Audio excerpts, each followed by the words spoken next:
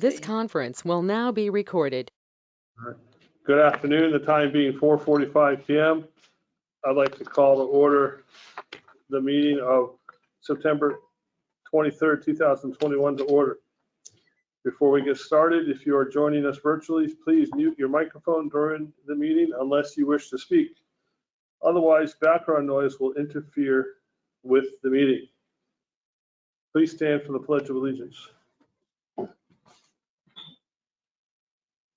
I pledge allegiance to the flag of the United States of America and to the republic for which it stands, one nation, under God, indivisible, with liberty and justice for all.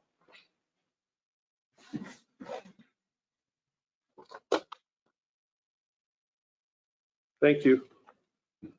Let's see. First on our agenda is review and approve or don't approve the non-public minutes of 9/9/21. I guess we're starting with the oldest first.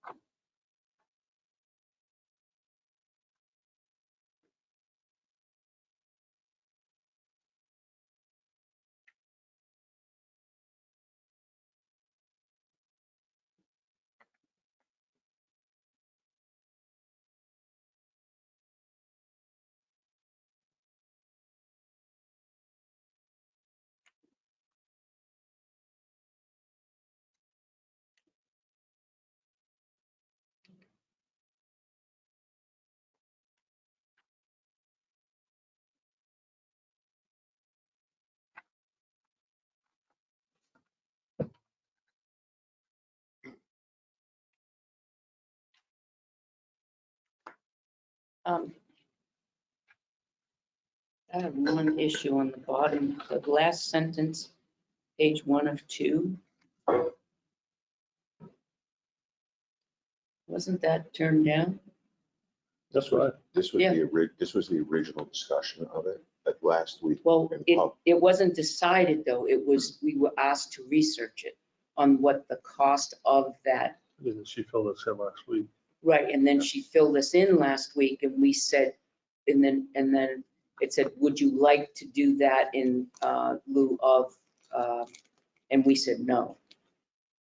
So instead of saying it was decided, we say we asked research to get the amount of what, da-da-da-da-da.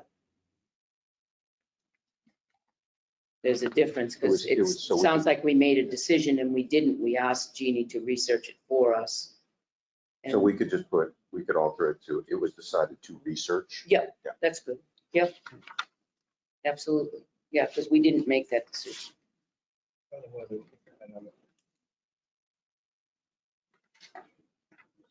The final item, on the second page, was that resolved? I was just looking at that and the last part of that, make him whole, sounds like he's Humpty Dumpty. Reimbursement of The deductible. Right. deductible. Right. We I was just wondering if I'll wait for a non-public session. I think. It won't make any change- difference to these. To change it, to make him whole, just say the board agreed to reimburse, You'll see when I ask. I know, that question. Either way. but for the sake of the minutes. In a lot of contractual language, it's make them whole means Yeah. that we do Yeah. that. But No, I know what that is. That's not my So we'll do it. question. No, I'm good. make a motion, we accept the non-public minutes as corrected, amended. Russell, second. Motion and a second. Any other discussion? I'll recuse. All those in favor say aye. Aye. Aye. Opposed? I'm Recused? an aye, I'm sorry. No, I wasn't here, so Yep. I can't speak to the veracity of the. Just let Sounds like it. let the record show that Pat said aye and Joe recused himself. And that's that. I think it goes back. Hawkers and Peddlers is into the, to be signed. I'd like to talk about it before we sign. This is non-public minute. Yes, yeah. Thank you, Joe. All right. Motion passed on that one, and let's see, what else we got next? Review and approve the public and the non-public, I guess we'll do the public minutes of 9/16 first. Who goes to the floor? Which other ones do we have? We have non-public of that. Oh, okay, got it. All right, these are the ones I read. Just the regular notes. Mhm. Yeah, These are public. These are, yeah.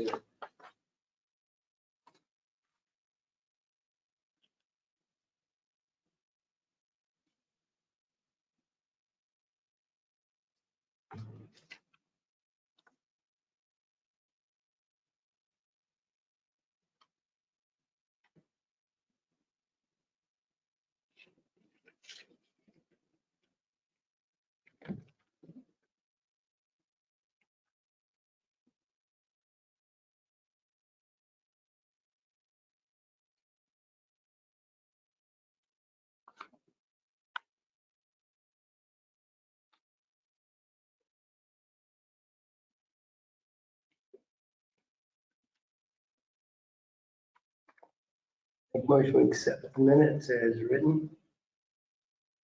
Constantino second. Motion and second. Any other discussion? All those in favor say aye. Aye. Opposed? Motion passes. The non-public minutes of 9/16.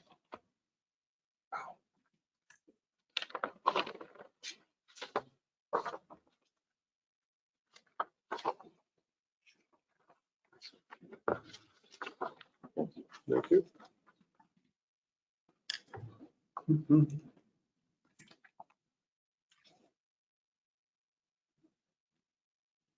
I thought we were gonna go with Oh, she, hold on, she sent me something. less is more. Yes, but I don't think she found that out until after she had done the minutes, because she Okay, does the minutes as got it. she goes. If you look at the last line, it says.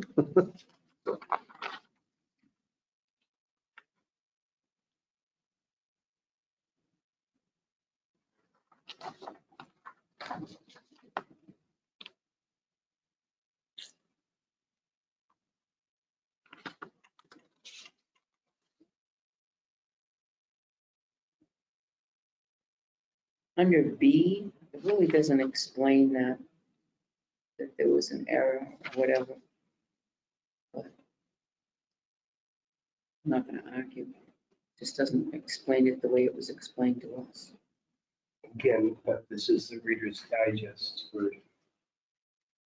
But the way this sounds, it sounds like the resident is in that total 100% fault. You No, read that? It says right there, it was for another thing.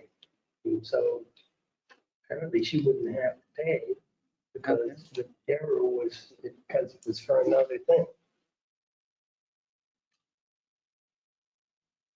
It could be. In any case, I'll make a motion to accept minutes, non-public minutes of September 16th as presented.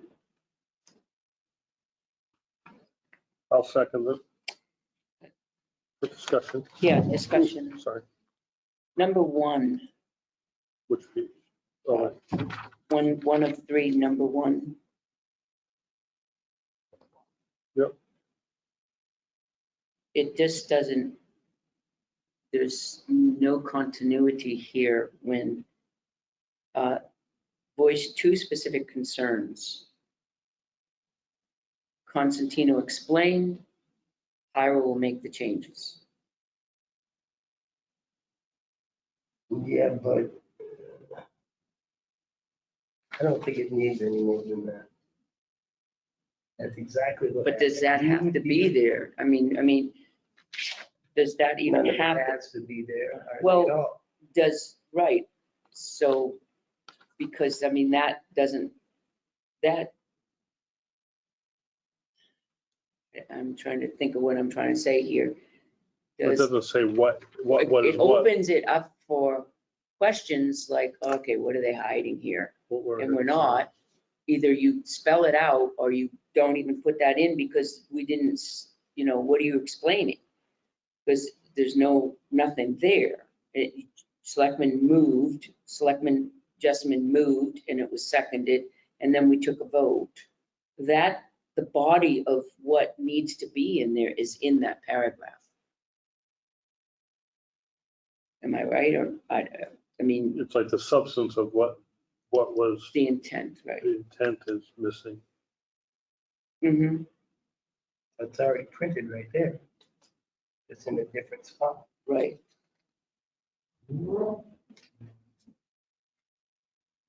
It just, okay, doesn't matter. I mean, if you're happy with that, I'm okay.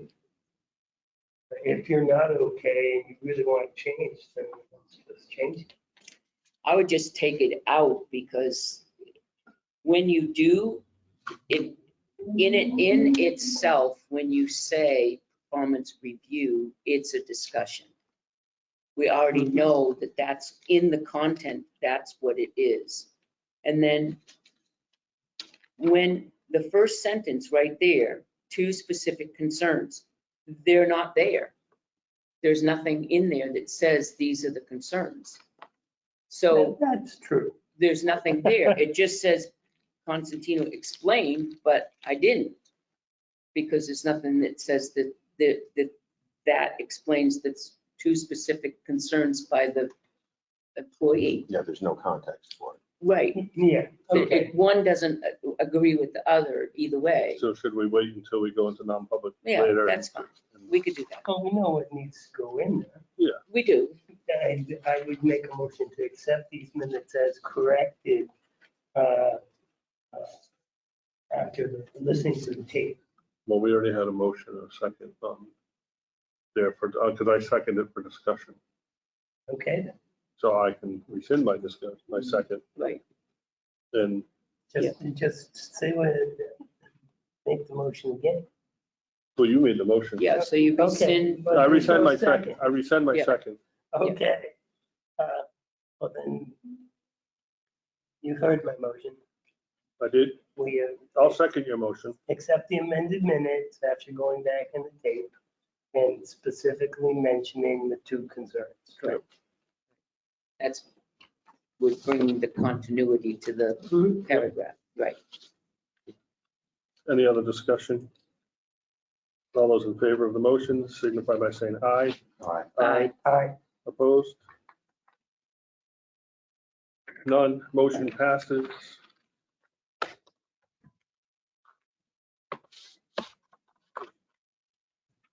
Who's in right away? For that last week. Okay.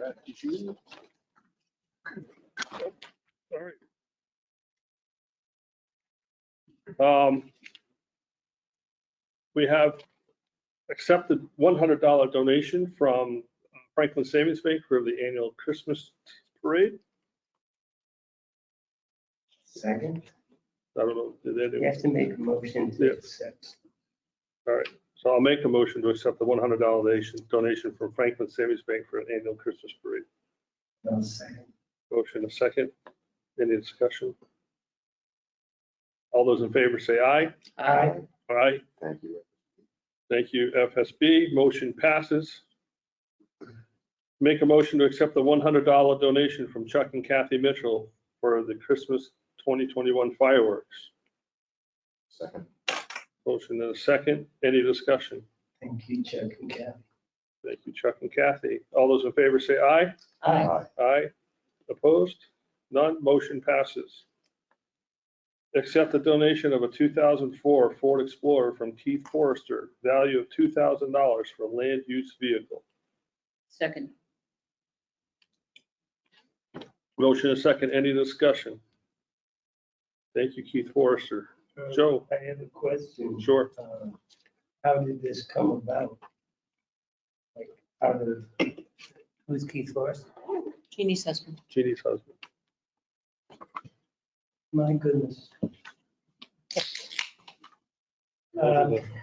He's heard about the land use vehicle. He's heard of Franken car. Thank you, Keith. Thank you. All those in favor, say aye. Aye. Aye. Will this require to get an emblem and all of that? I don't know, maybe we have one kicking around in the rafters of the highway. All those, do we vote? Yeah, we did. Okay. Motion passes. I do ask the board to give me the authority to sign on behalf of the board of the title because there is only one signature line. on Make a that. motion to subrogate the authority of the Board of Selectmen in order to sign the title to the Chair. land use car. To the chair. And what do we say? You Said didn't, to the you didn't board. specify anybody. Well, I meant the chair, Okay, yes. you didn't. Second, The motion and a second. All those in favor, say aye. aye. I will abstain. Motion passes. I will make sure I sign the right line. You now vote for it. Yeah, no, a Ford Explorer. Yeah. All right. Wow, that was a busy little part of it. Selectmen reports. First on the agenda is Mr. Scott Ruggles. I have nothing this week, so I see the remainder of my time to the next selectman line. Wow. That being me, Old Tone, not Old Tone, the concerts on the island. Reached out to Titus a couple times now. I don't have a righteous phone number for him. I always dealt with him via the internet, which is the way that, I have, okay, but if you give it to me, I will call him. I was gonna say otherwise, Dale will call. All right.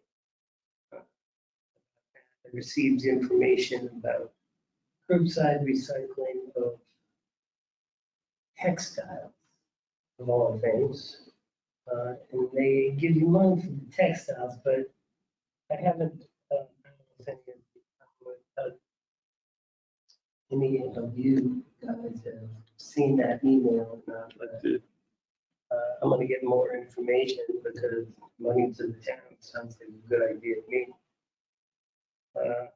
What do they mean by textiles? Are they blankets? Textiles clothing? are blankets, it's shirts, it's pants, it's shoes. I'm gonna do some more. Is there a market? Like, I know they have, There used to be a huge market in China. China, there's a certain amount of trash, garbage, stuff like that that's going to end up in those kind of piles. And unless they've got some kind of quality control going on, China stopped accepting any more of that stuff because we're just shipping our garbage to China. And China wasn't all that happy. So I will do more. There used to be a big market. Same way with India. They take them apart and all those cotton fibers and, some of the stuff is just reused, repurposed kind of stuff. And perambulation, I was hoping John would be here because I was working on the stuff we'll need for the perambulation coming up. Weather should be good once this humidity breaks and the bugs settle down a little bit. And I'm going to reach out to Mr. Dick, Jim Dick, his name is Selectman from Samerton, in order to walk the line. And you said at one point you wanted to go, Scott. If I'm available. I know John does too. I'll see what is good for Selectman Dick, and we'll set up an exact time to go. I'm guessing early October. I'd love to do it. I know the Sundays are better for me at this point in time, but just, I mean, Yep, well, I'll definitely keep that in mind, and I'll be talking to him soon, no doubt. That constitutes my, oh, no, I'm waiting, there's another place I can add that. I'll pass now to, Well, that's me. I heard some good feedback from a couple people about they saw the tape or heard about the upcoming parking changes, so we just have to make the public aware of it. But that seemed to be well received. That's all I have for this week. It's been a quiet week for town stuff. Oh yeah, knock on wood. Mr. Scanlon is not available this evening. Next is Pat Constantino. All right, I have a few things on my list. The first thing is I found out that our contact information is no longer on our website, and here's our IT director. When you click on elected officials and you click on Scott Ruggles, Eric Pyra, Joe Jessamine, and Pat Constantino, it just has our name and our term. It always had our email and our telephone number on there so that our public can get in touch with us. Either click on our email address and send us a direct email, whether it not go to the entire board or just call us for something other. And I would like that put back on. I think it's very important. I ran under that platform that our doors are always open. My door is always open if anybody needed to get in touch with me, that they could.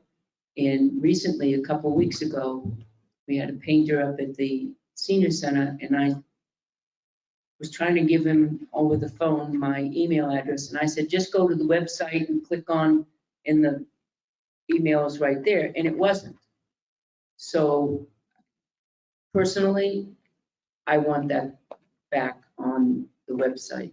I think it's really important to our residents to be able to contact us individually. And for anybody else from the state or anywhere else, they need to get in touch with us. Go ahead. Yeah, I just wanted to say that when that came off, that was back, I think when Joyce was still here.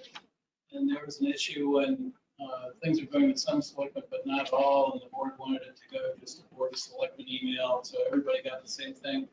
But it's easily done. It's just whatever the board would like. I think that, And I need to know also, because your town email right, is fine, but if you want your personal cell phone on there, right. you need to let me know individually, just so you don't get a lot of spam. I want my selectman email, but I think we're all grown up enough to know that if there's a resident that has an issue with like a road or whatever, and they want to talk to the board, send board, we direct them to the Board of Selectmen at tiltonnh.org. But sometimes, every once in a while, there's an issue like we have at New Franklin Apartments or something like that, that they just want to talk to Pat Constantino because they know she's dealing with New Franklin Apartments. So that being said, I mean, you differentiate that with it. I think we're all adult enough to know that we try to funnel it as much as possible to the Board of Selectmen. I always try to do that. But every once in a while, there is, circumstances that permit us just to send it to us, just us directly. I mean, I work with Community Action, the Bureau of elderly and adult services. There's a lot of agencies that I deal with on a daily basis, and I would like that contact there, if at all possible. Joe? I remember when this came up before, and some selectmen got notified of things, and some selectmen didn't. Hmm. And I, for one, was on the short end of those kind of emails on a number of occasions. I understand your concerns, but I hope you understand mine, because whether it's New Franklin Apartments or the senior center or things like the co-op, I feel like all selectmen should be involved, even if only one response. Knowing these things as the Board of Selectmen. But if we're trying to be a transparent board, the public needs to have access to us. They don't know how to I get in touch agree with us. wholeheartedly, but not individual selectmen necessarily.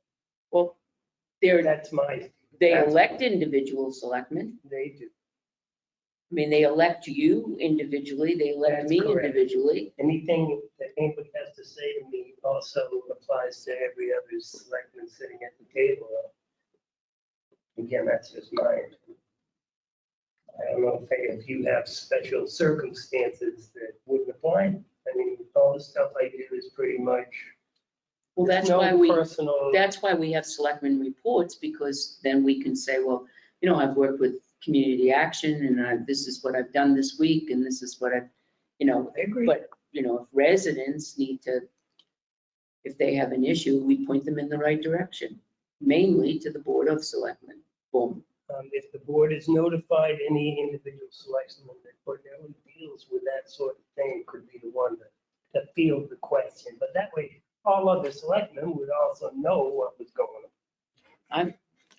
I'm an elected official and an elected selectman. My name is up there and I would like people to get in contact with me as needed. And I think that that's not a big ask of anybody, or for that matter. And I don't think that that's a big ask at all. It's easily done. It can be done. I really like it to be done.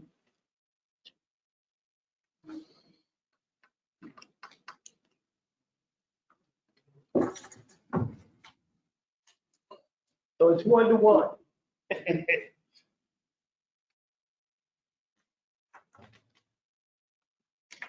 I'm mixed on this one. Well, I think that we have that innate right as a select board. I mean, if you have the name up there on the website, we have a right to be contacted. I mean, that's what it is, unless we want to do a mailing and have all our business cards out there. I mean, what's the purpose of a business card? But don't we, if they collect them. You interact with If they- state agencies as a select person, you interact with, you know, senators, you interact with all kinds of different agencies, non-state and others. They need to get in touch with you, and I think they look at the website.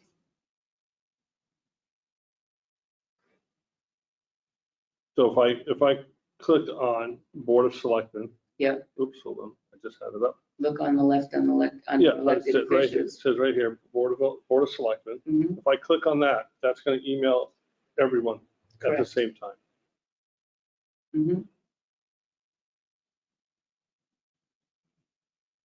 And what you want is where it has all of our names listed, that be clickable with each person. It's been that way for years. I changed it because I think it was unworkable. It's more toward the, It was unworkable with some people, and those people aren't here, so I think there's a big difference here.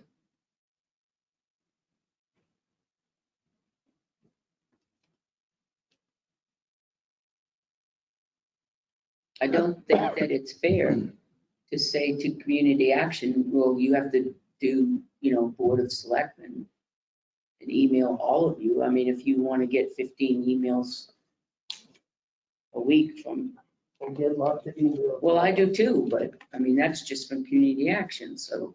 Well, somebody make a motion, you just sit here and. Well, I make a motion that we put our at least my contact up there. If you don't want your contact up there, I understand that.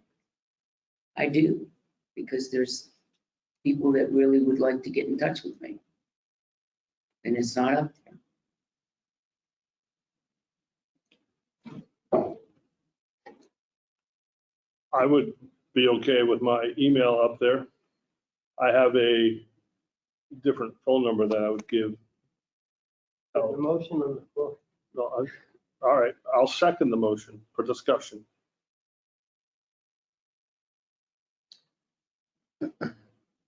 Can the select person choose to have theirs up and others choose not to? Absolutely.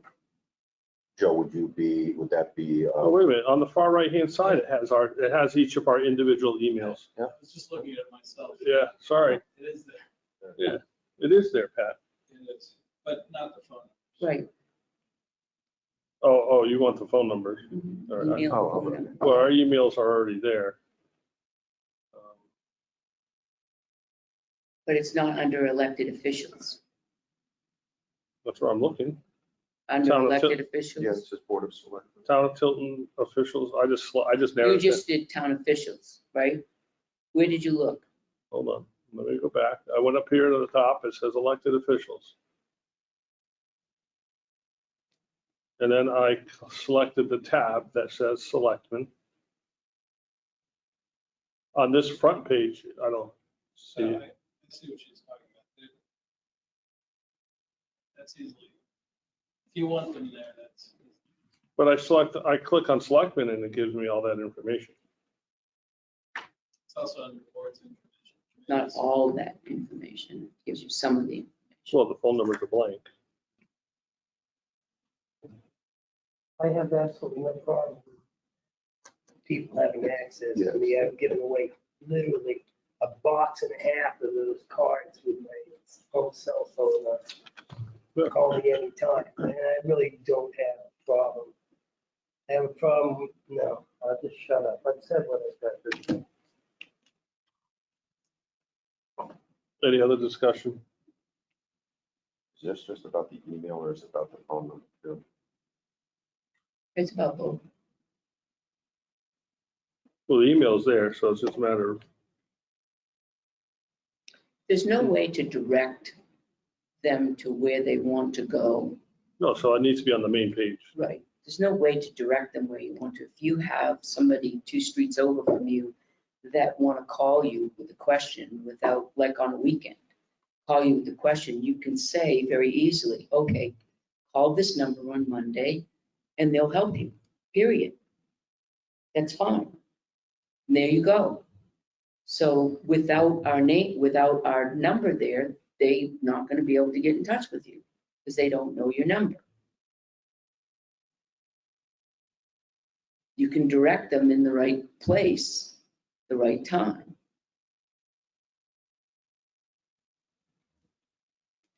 It's not rocket science.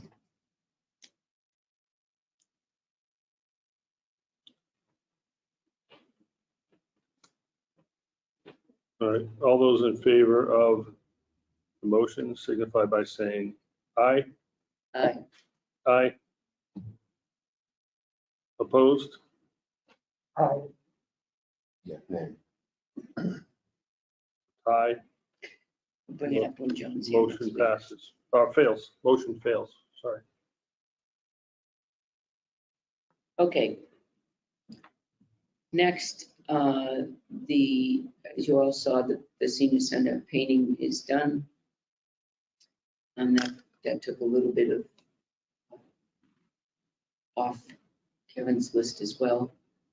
The stove was supposed to be in today. The ship date was today. Kevin took the old stove out. The new stove has not arrived. I'm getting kind of worried about it because the donor has called and has not received a phone call back. It's supposed to be in transit. So I'm concerned and I want to be a little bit proactive because obviously it's a very expensive stove. If it does not come tomorrow and it ends up being shipped on Saturday, I want the board to approve that they can, DPW can at least, it's going to be on overtime, get it into the building so that it's not sitting on the side of the road unmanned. So, How are we gonna notify DPW that's gonna hang around all day Well, Saturday or? No, they- if it's not there tomorrow, they will probably call a number that it's on its way. And if it's on its way, then I'll try to make arrangements with Kevin to see what the protocol would be. I'm hoping that it will come tomorrow. If it doesn't, then I have to change everything around because not only do we have to figure out what meals are gonna be coming on Monday, but I have to figure out because we have a person hooking it up on Saturday morning at 10. So I have to also change that. so everything is contingent upon your Right. So, actually receiving the stove. correct. Right. But I don't want to leave it on the side of the road, in the parking lot, unattended. Because it's extremely expensive. Is there a second? I'll second. We're having You said, discussions here. I thought you said so moved, so I just, Yeah. Well, he moved it, but nobody Yeah. seconded it, but I did. any other discussion? All those in favor say aye. All right. Aye. Opposed? Motion passes. Anything else? Oh, Yeah. yeah, Oh, I okay. do. All right. I was just trying to think, do you want to talk with, want me to talk to Kevin and kind of tomorrow go over it? Is he in tomorrow, do you know? Any? As far as I know, it is. Okay. All right, so,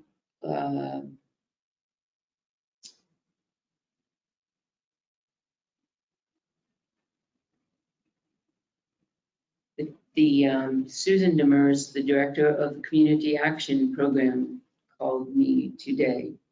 They are looking for volunteers to help distribute Meals on Wheels in only the Tilton area, the only Tilton, period. There's 26 to 27 people in the Tilton town that receives Meals on Wheels. They deliver Monday, Wednesday, and Fridays. Because of the COVID and the epidemic, they've lost people, drivers. So they're desperately reaching out to try to find drivers.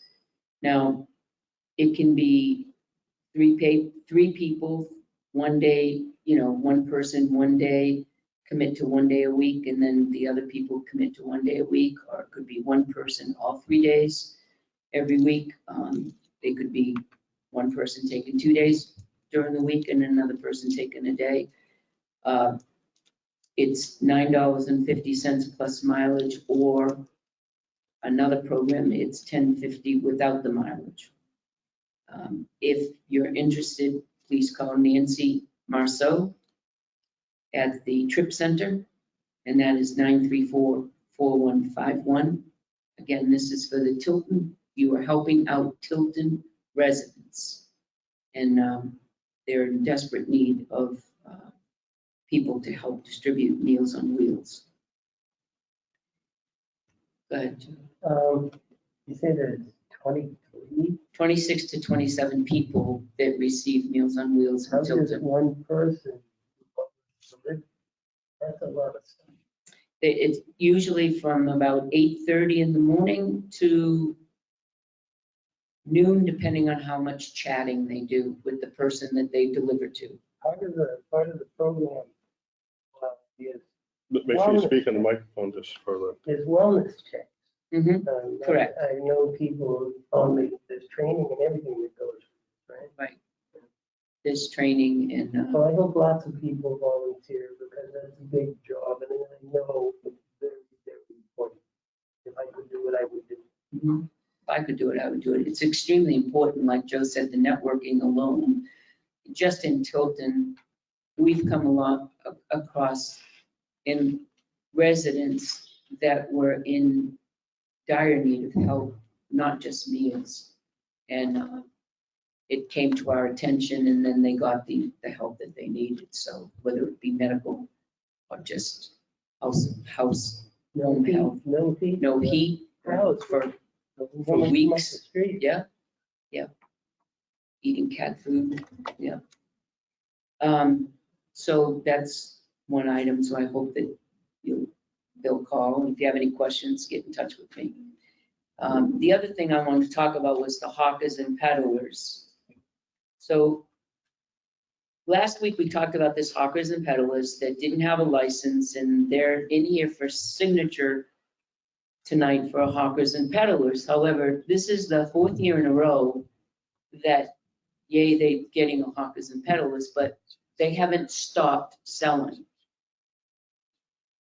They're open for business even today. Yesterday, they were open for business all day. They have not stopped selling. I asked the police to check on it. I don't know what the end result was of the police checking on it. Yeah. They came No. in and did what they were. No, How did- because this was in motion before that. You went out to check it out. It wasn't the police, was it the code enforcement guy? Land use? No, she went out and sent somebody out, but I don't know what transpired after that because I didn't follow up on it. I believe that they were going to get a hawkers and peddlers license, and that is, The result of it. yes. But we were told last week that that was in progress. I don't recall in progress. I recall saying that they needed to do something, and they did something. My point being is, do we need to add something to the license and permit application that says if they open prior to a hawkers and peddlers, that there'll be a fine? Wouldn't that This be isn't the language for only the ordinance? business. No, you're absolutely right. This isn't the only business that has done this. This isn't the only business. And there's nothing, I looked up the licensing board and I looked up the hawkers and peddlers, and there's nothing that's hefty enough to say, it's a fine. I'll make more than that in one day. So I'll pay the fine. So, but if they open up before they have a hawkers and peddlers, if we make the fine hefty enough, then maybe they'll think twice about getting the permit out there. So that's my thinking on that. Why don't you put some language to change the ordinance to reflect that?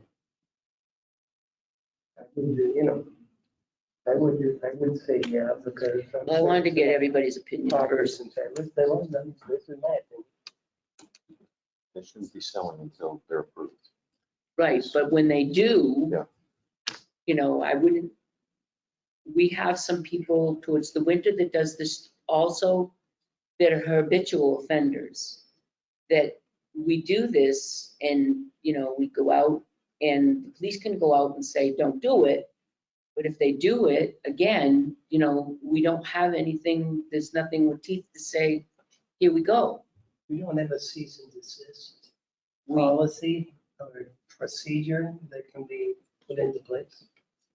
We can ask the prosecutor to come up with some language that would have some type of teeth to go along with that. I'm all for that. I thought they could enforce it. Right. I've been under the impression that they could enforce this ordinance, and the ordinance covered not just the cost, but if you didn't get one and refused to get one, there's a price to pay. And Mhm. so much per day or whatever it is. Because I would go for that, but But if you look at this license, it's dated 9/15, which is when he probably came in and got it. But Could be, when did the town get it? I don't see it. go further, this, Received on the 20th. And today's the first meeting since. right. I don't know, I'm really happy that he got the license, but businesses shouldn't be open until they have that license. I mean, they shouldn't. We can't let some do it and not others. I mean, we just can't do it. The rule is the rule.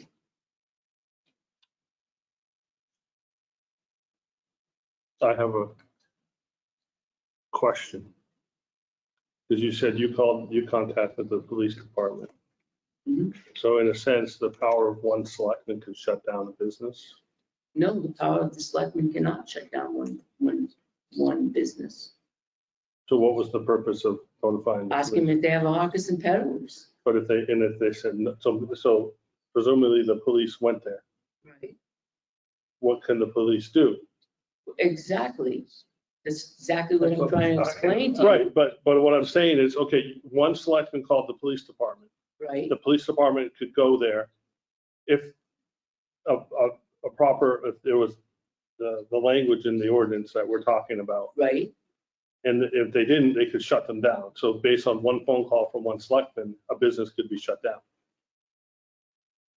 Or one resident, for that matter. Any Or one resident. resident. No, I One just- resident, well, wait a minute, one resident can call the land use office and say that there's a place in a violation and the land use office checks it out Right. and they get shut down. They could So I call the don't police understand what your department. point is here. They could call the police department. And that's within our purview. Okay, I'm just, Okay. I just don't want to get what make you're sure that this guy doesn't get shut, if he got shut down and all of a sudden now we're going to be, he's going to come after the town. That's all I understand. saying. Okay. No, I'm not being let me be very clear. I'm not being specific just with this guy. You're And talking I in general. just said, this In general. guy is not the only guy. What I'm saying is to protect the town because we don't have really good teeth in our ordinance that says if they open up prior to the business, and we do have a couple of people that are habitual offenders. We have seasonal people that are. We have You trucks won't- all over the place now. And No, I- little carts and dog guys and how many have, I don't sell signed vendor things for all of those people. Which ones have them, which ones don't, I don't know. And so when we, But we can't right. enforce the ordinance. Right. The way it is now. If we had something in there, police would be totally, I believe, within their power to do a routine check. Do you have a hawkers and peddlers license? So we need to work. The language, We right? need to work on the Right. language of our ordinance. and Okay. right, and give them the tools necessary to be able to say, I'm sorry, sir, but you can't open today because you don't have this license, hawkers and peddlers, Or the, or go down and get one. or the, if it's, let's just say it's a Saturday and if it's the business and he's having a great day, he can weigh that risk and say, okay, the fine's gonna be, less than what I'm gonna make. But if the fine is not less than Right. what he's gonna make, that's what I'm trying Yeah. to say, that we should make it so that it's a unreasonable fine that they think twice about it. I got you. All right. So do we need to make a motion or just, no? Okay. No, I think that if, Without the I would- language. I would think that perhaps maybe if we ask, I don't know if it's really, if he has the time to do it, Jeannie, I don't know if you're the liaison with Steve, Diane, because he's the prosecutor, whether or not he could come up with some language that would be able to give him, the police officers, the ability to be able to say, okay, if they open before they have a hawkers and peddlers, what kind of language is gonna allow the police officers to go there and say, hello, this is what the selectmen approved.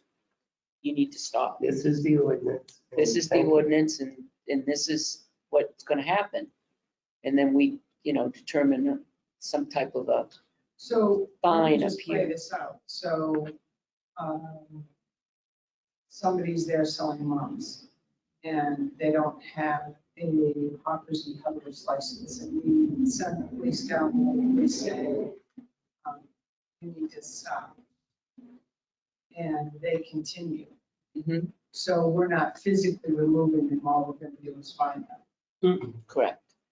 We would, There would be a fine to be imposed. Okay. hefty fine to be imposed because What's right, hefty? well, we need to determine that, but I would say hefty would be in the $1,000 range, someplace like that, which would be unreasonable. If you're selling Christmas trees, for instance, and they come up and they're selling Christmas trees for, a week or two, then let's say for every week they were selling it without a license, there's so much a fine, a week, week's fine. I have a- Something to that effect. I have just as you just said, follow the I mean, procedure. I'm just brainstorming. But let's say, company A Mhm. selling widgets on the side of the road on Saturday gets notified by the police. They don't get to town hall now until Monday.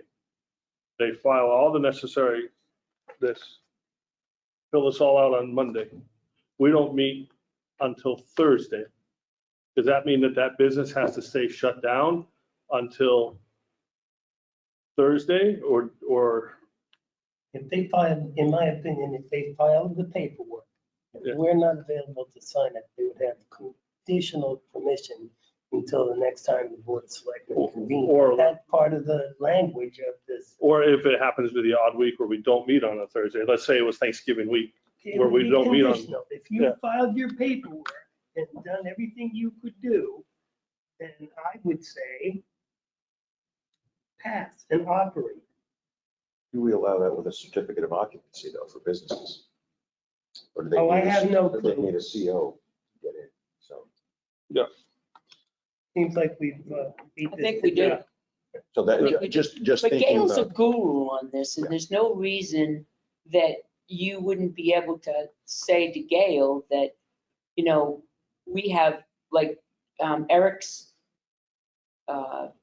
scenario over the weekend, and then the person comes in on Monday, and if everything checks, all the boxes and everything like that, like Gail does, that you give them a conditional and then bring it to the board for signature. I mean, you're not gonna hold up the business. This is what we want to do, is be business friendly. Right. However, some people play by the rules and they, come in and do everything that they're expected to do. And then there are other people that open for weeks and weeks and weeks until you knock on their door and say, by the way, you need to have this hawkers and peddlers.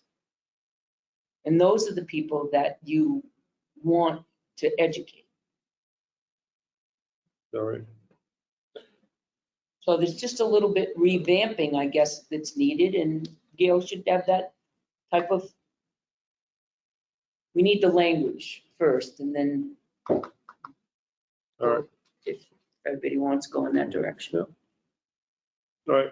And then, I'm gonna move on to Adam Mayu, sorry. Better than Maylocks. No, I don't want Mayock, so Mayu for the energy auction house to discuss gas supply contract. If you could come sit right up here with us, please, and make sure you speak into the microphone because it is recorded. You guys want? We would love whatever you have to hand out. Campfire sheet. you can get it. No, I know. Well, that's what I usually do. Oh, it's over, yeah. Well, I read the first. I mean, come on. That is We gas. we do have one selectman absent today. so, Another one then? Yeah, we can just give it to him. And then I have also electricity, because we want to make a decision on that ASAP. And Matt. I live local.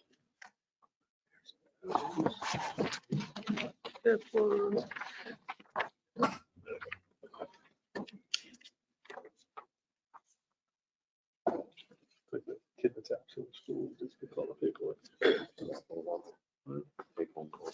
All right, so what are we gonna discuss first? I think gas is your easiest. That is coming up for January 1st. You've probably seen all the news. Prices are increasing on everything. Gas is jumping big time right now. I would lock it in as soon as possible. The utility is going to be at 92 cents. They just recently said theirs is variable, so it could go higher.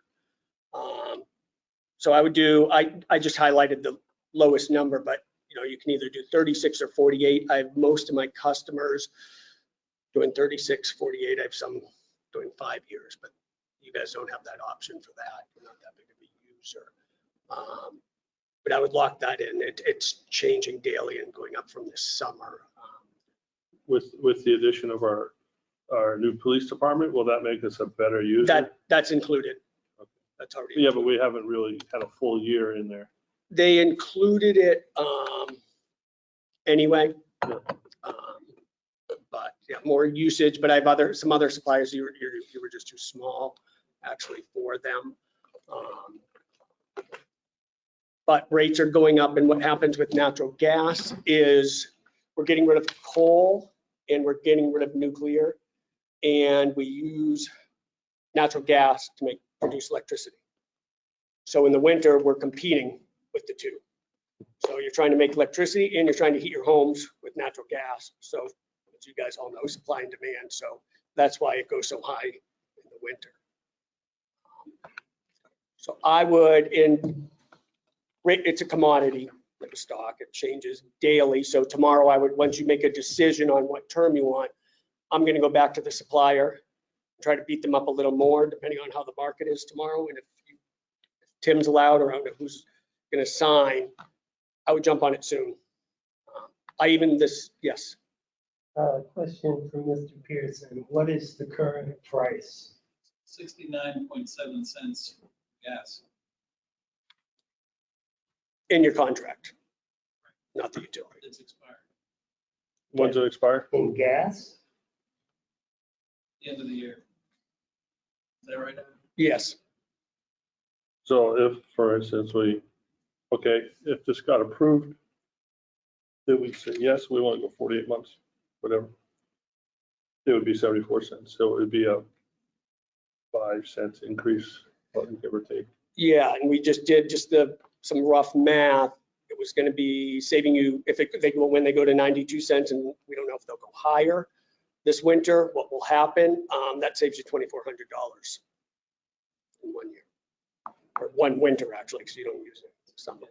20% difference. So if we pay 74 cents, we're betting it's going to be higher than 74 cents. You'll be saving about 20 cents already. Well, in 48 months, I'd be willing to bet on that it would be higher. So just so you know, I've been doing this for a while. Came from a development company, construction, family business, left them 12 years ago. I've been doing this.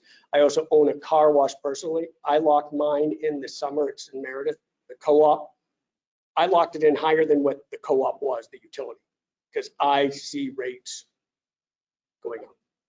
So I lost money this summer, but I'm going to make it up this winter. Over the long term. I locked my house in and my business, yeah. So. Mr. Pearson, what's your recommendation? Yeah, I was thinking either the 3-year or 4-year term. I think we're going to be looking at a period of increasing costs, as Adam said. And, so it's really a matter of how far out do we go. We've dealt with Sprague. They're very good to deal with.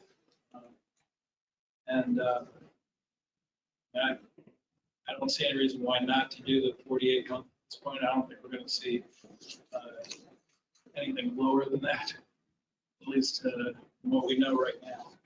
So 48 months is your recommendation? I would think so. Can you tell us that you have a recommendation? I would follow finance director's recommendation. But thank you for asking. So this is, I mean, this locks us in for 4 years. I mean, it's, Fixed 100% swing, yeah. Unless some so in, federal government so in does July of 2026, we could still be paying 74 cents and it could be $1.50. Yeah. Well, I mean, to me, We just, yeah, we don't know the future, but we see where things are going with us competing with, Meals and roof electricity. tax came down 0.5% starting October 1st, so the things can come down. good, yes, hopefully. So Hopefully. when you go out to eat in New Hampshire, it'll be 0.5%. Two 0.5% different less. things altogether. But something came down though. Coal. Coal and nuclear, yeah, they're, I think- that way, because those were the two cheapest and steadiest. Nuclear, we knew what the price was, so you could do long-term. Basically buy natural gas futures. Coal. Yeah, and we're shipping them off right now. We're exporting now more than we were the past couple of years. Europe's natural gas prices are through the roof, so we're shipping over there, so we're competing with Europe also. So now ours is gonna go through the roof. Ours will stay, Because they can make more money shipping it over there. ours will stay low because we have a lot. Natural But we gas, Reserves. slowed down the fracking, yeah. natural gas. We have Oh, yeah, we that's what we have, significant and coal. natural gas reserves in the United States. But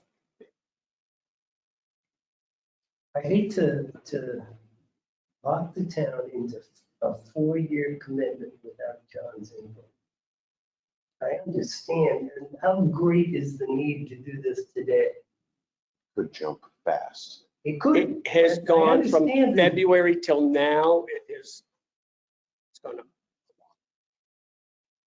Yeah, Another week, it could, It could be You just- 85 cents next week. we You get know, one cold snap and all of a sudden the price. I haven't got to your electricity, and then you'll see, and you can go back to the gas if you want and see what's happening. Nah, I'll make a motion to lock in for a term of 48 months at 0.74 cents per kilowatt. Is that 75 cents or is that 70 74 cents? cents. 74, but 0.74. it's a commodity, so I don't know what it will be tomorrow. I don't have a contract because I know what term you wanted. So if Tim can sign it tomorrow, I'm going to refresh pricing. I'm going to beat them up, try to get 74. I'm actually going to try to get them lower for you. That's my goal, but we just don't know what's going to happen tomorrow. Let me change my motion. For a second. I'll make a motion to lock in at the very best rate available for a period of 48 months. I'll second it for discussion.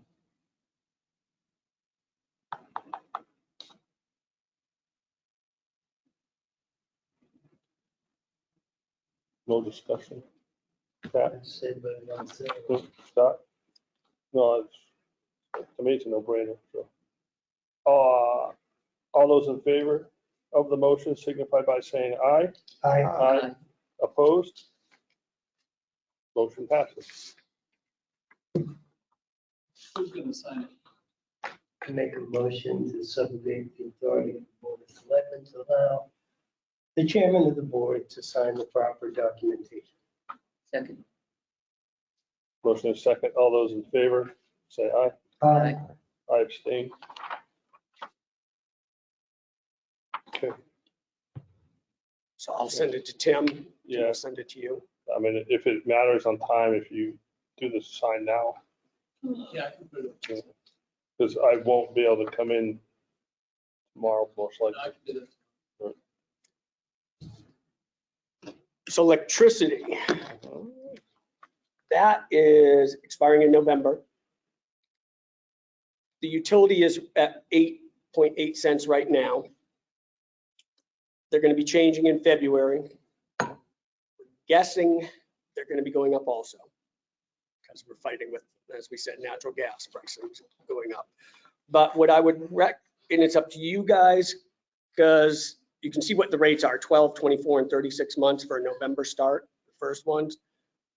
I would not do any of those. So you'd be looking at 48 months. It's not worth the savings of 0.001 cents per kilowatt. What I would do is jump back to the utility, okay? So we jump back to the utility and we do a March date, and you can see how much lower the rates are.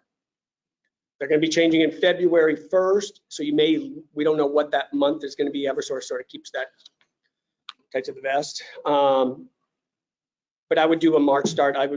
My recommendation is jump back to the utility. Go back to Eversource from November to March, and then lock in right now, tomorrow. I would lock in one of these rates in these terms. Is my recommendation. Yeah, we've gone 14 months out. Yeah, I have some companies already locking out in June. Yeah. Interesting.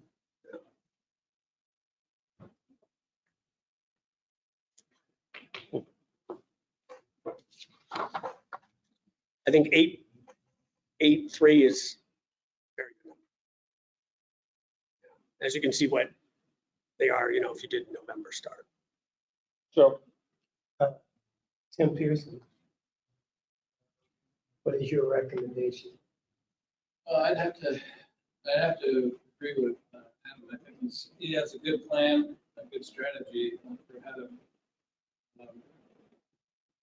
get us the best rate. I guess I would have liked to have had something coterminous, but I would say, again, same thing. We go out 48 months on that with a March start. That looks to be a pretty good rate, under 8.4 cents. And over the course of the last several years, we've been playing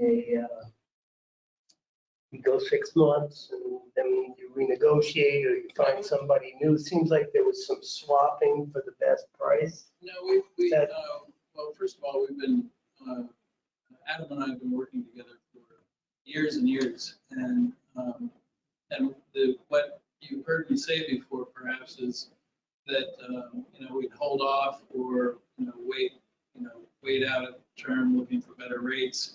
And then before the end of the term, if rates were in a good place, that we could then lock in for the start of that next term. So we were always kind of looking at that to try to maximize the town's benefit. And we've had some incredible rates in the past.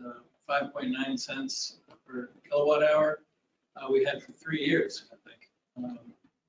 And that was phenomenal. Those deals aren't out there anymore. No.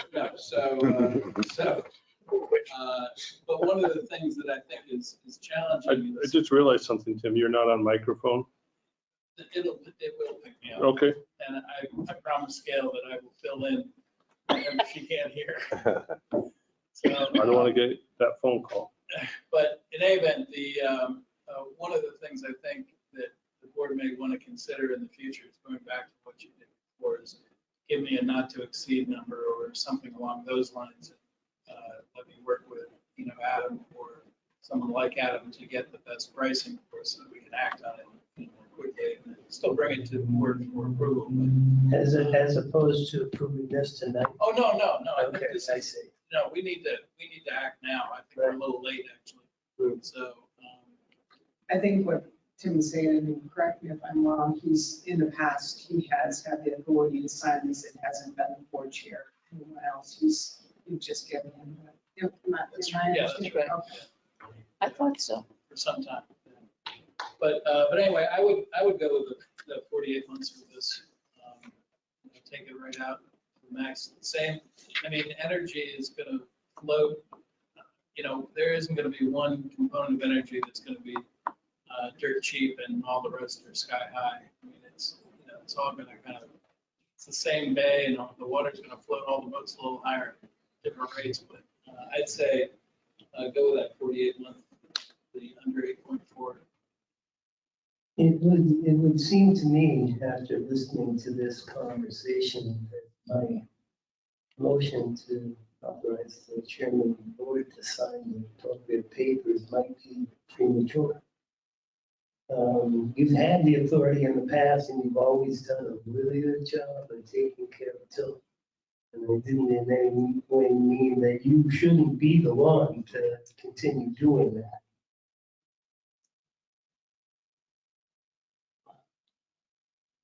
I make a motion to rescind my earlier motion and to allow Tim Pearson to sign any appropriate documents that go with this transaction.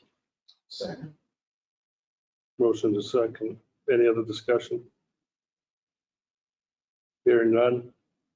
All those in favor of the motion, say aye. Aye. Aye. Opposed? None. Motion passes. Mr. Chair, I would also make a motion to authorize Tim to lock in the rate for 48 months. That's the very best he can get in his estimation. With the March date. With the March start date. Oh, yeah, with the March date, that's what we're talking about here. But I'll be specific. Motion, was there a second? Was it Second. second by Scott? Any other discussion? Is that gas as well? Or did you just give them authority on the electricity? We already He gave rescinded gas. the motion on gas. I know, then I thought I heard something about. I rescinded the motion on, I think he said both. Okay. I can just sign on All both right, because I believe all right. it's a word. Yep. Didn't make it. Didn't he? that is my intent. Yeah, I thought his word was sign on Oh, both. So, yeah. correct. Did we have a second to the motion? There was a second by Scott Ruggles. Yeah. Any other discussion? All those in favor signify by saying aye. Aye. Aye. Opposed? Motion passes. I have another supplier, just so you know, on electricity that is working on trying to beat this other price also. So hopefully tomorrow, he said he's gonna, see what he can do, so. Mr. Pearson will complete the transaction. excellent. Adam, thank you. Thank you, guys. Thank you very much. Appreciate it. And you guys are booming in downtown here, huh? Yeah. Like a new car, and everything's growing out. We'll use more electricity, more gas. Mhm. All right.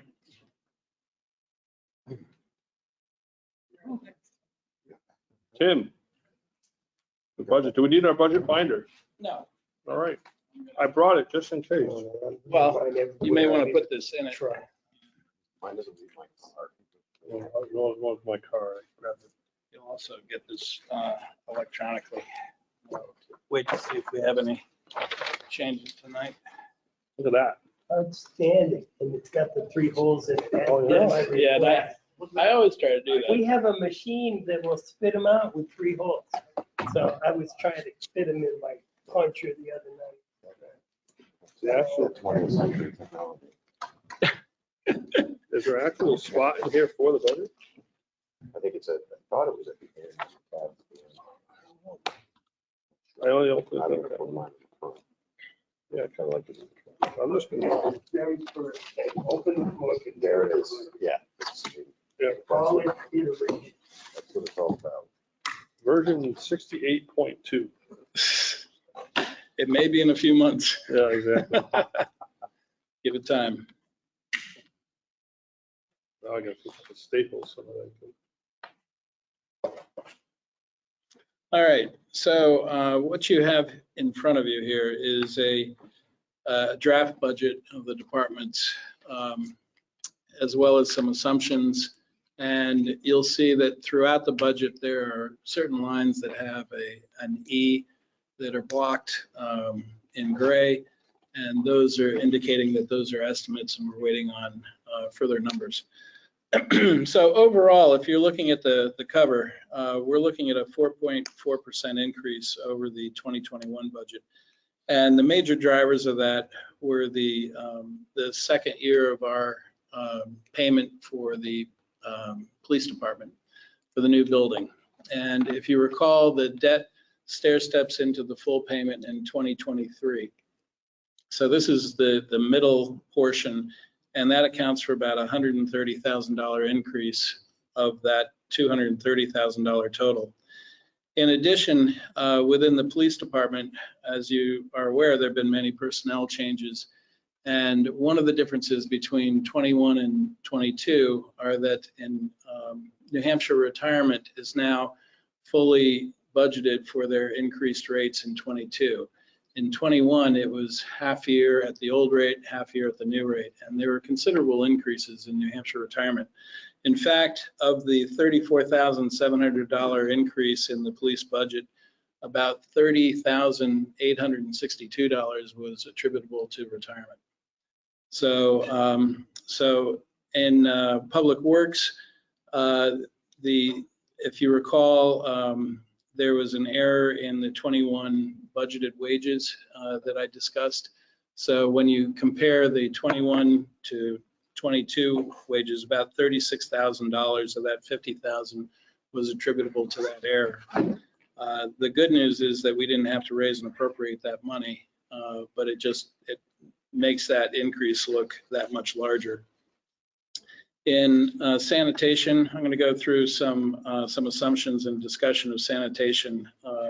As you know, we're currently reviewing our contract for that, but this number here assumes a 1-year extension on Bernard with a 2% increase for collection costs and a $50 per ton increase in recycling disposal. So essentially, it's accounting for a $100 per ton recycling disposal cost of all of our recycling, and everything else remaining the same, but the escalator that they had in the years 3 to 5 would carry forward to year 6 at a 2% increase. So that's one of the E's. And What would happen to this budget if we did away with recycling and brought everything to the incinerator? Waiting for that. so we're waiting for that, and we're going to hopefully get those numbers next week from the people that are bidding. Am I under the understanding you said that was a 50% increase? $50 per ton increase. $50 per ton? Yeah, so it's actually a 100% increase. Right now, our contract is capped at $50 per ton, but no waste company will provide a cap on recycling tonnage. It actually costs Bernard money when they have to take our recycling to Casella. It costs them, it varies, but I think a current cost that was quoted to me was, I believe it was about $104 or $105 per ton. We reimburse Bernard $50 per ton through the contract because the contract capped it at $50. Do you know how many tons a year we use? Yeah, the recycling is about 350 ton per year. So that represents a just under $20,000 increase in that portion of the budget in sanitation. The increases, the 2% increases in the collection costs are more nominal. And then also because of the amount of material, the experience, the amount of material through Amnesty Week, we added a little bit more money to that construction demolition line, which accounts for the Amnesty Weeks as well. So I'll go through in more detail through here, and then outside agencies, culture and recreation, you'll see as we go through those what people have submitted. But so in the administrative budget, and although there's something in your to be signed tonight, but all these wages that you see here, these are all the wages, including the merits that were awarded by the board. And once the last PAR is signed tonight, next week you'll get your budget transfer document allocating the merit lines to the individual salary lines. So as you look at the unaudited expenses for 2021, and you see the expenses are updated as of 9/23 today, there will be adjustments based on the merit when it's allocated. So in any event, going through the administrative budget, really some of the bigger things that are in here are the fact that we have 3 elections in 2022 whereas we had one election in 2021. So in order to get some accurate estimates or close estimates, we went back to 2018, which was the last cycle that had the same elections in it, to see what the costs were, and then make an educated guess from there until we get the full moderator's budget, supervisor's budget, and which also includes election and registration costs. So as you can see, that's a pretty big jump from year to year, going from about a $4,000 total to a $12,000, almost $13,000 total.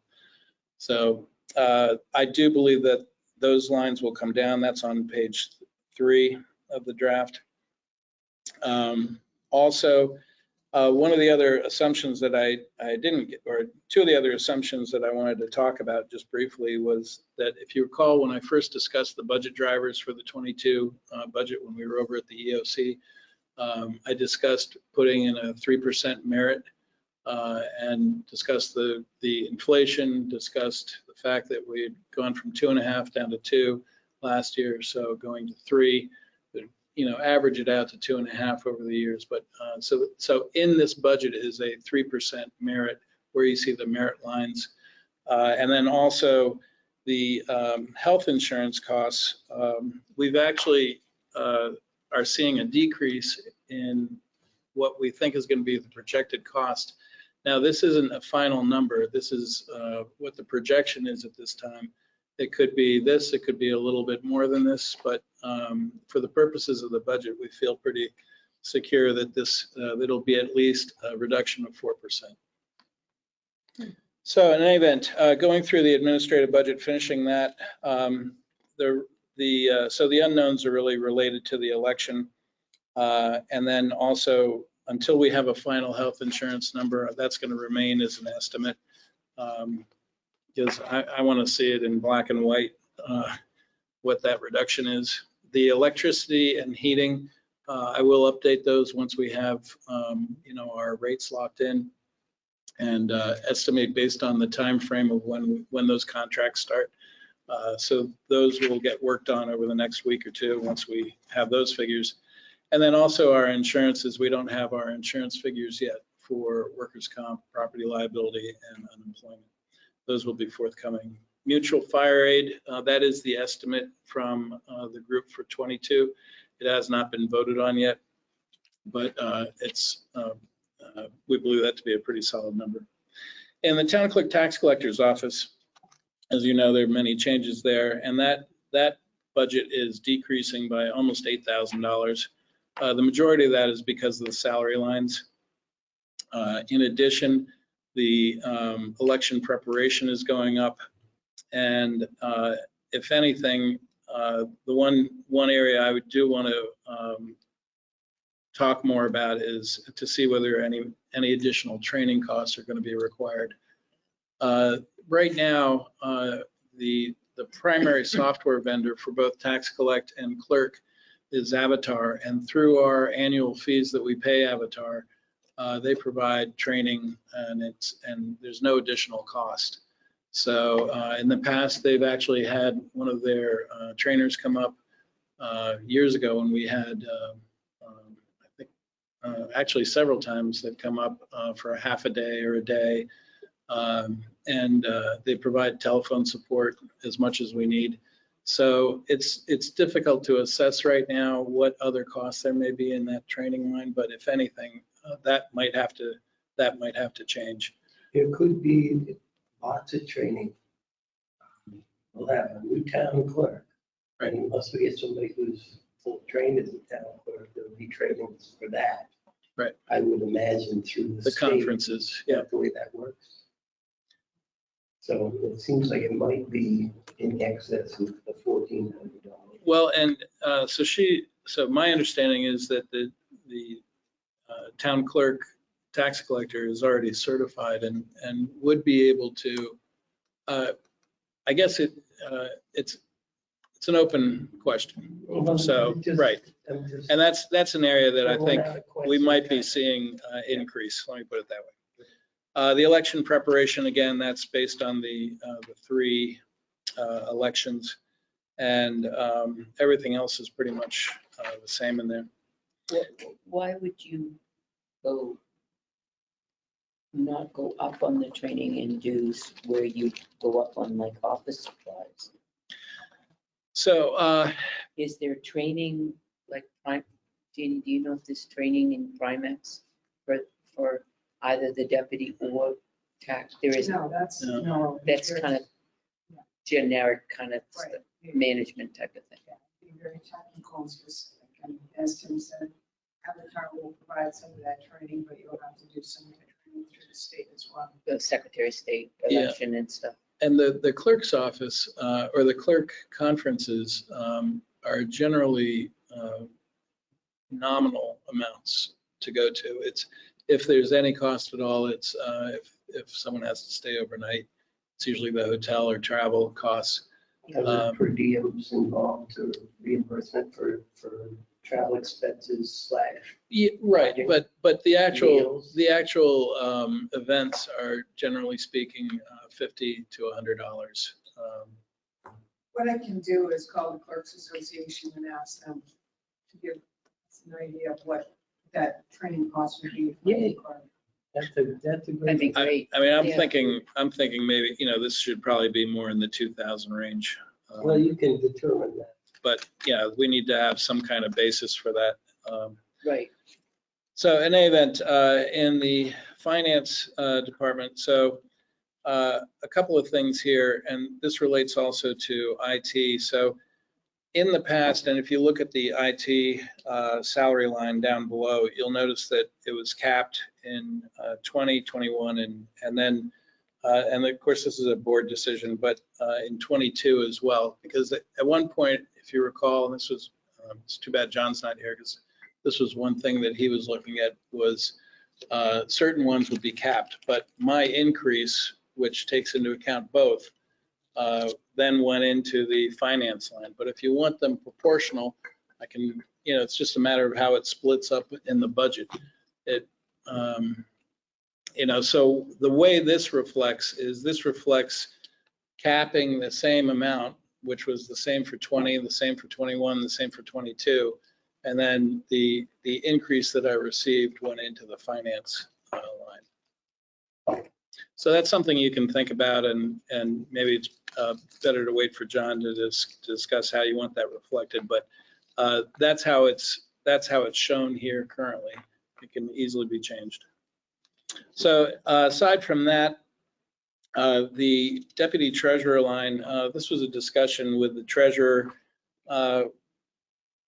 Because of the pandemic and also because of the proclivity to use the Sign Now product, the electronic signatures, we've not had to access the deputy treasurer in almost 2 years.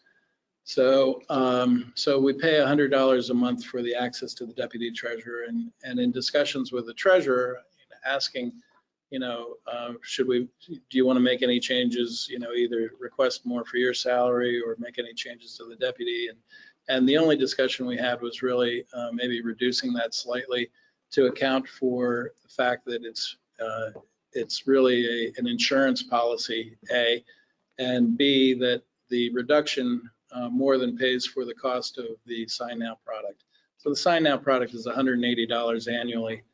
And so this way, with a $300 reduction, we're still spending less than what we budgeted for 21.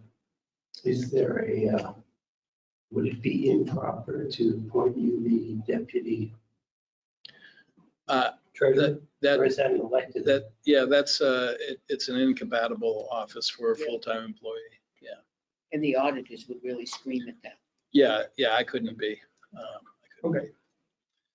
So in any event, lastly, the short-term interest, the debt short-term interest. So if you recall last year, the interest on the bond anticipation note had to be, the way it has to be paid is out of the operating budget. It's not considered long-term debt. So that's why it was in our short-term interest line. And so with the absence of that, we're going down in terms of interest costs. But at the same time, I really don't have any visibility as to what rates are going to look like for our tax anticipation note in 22.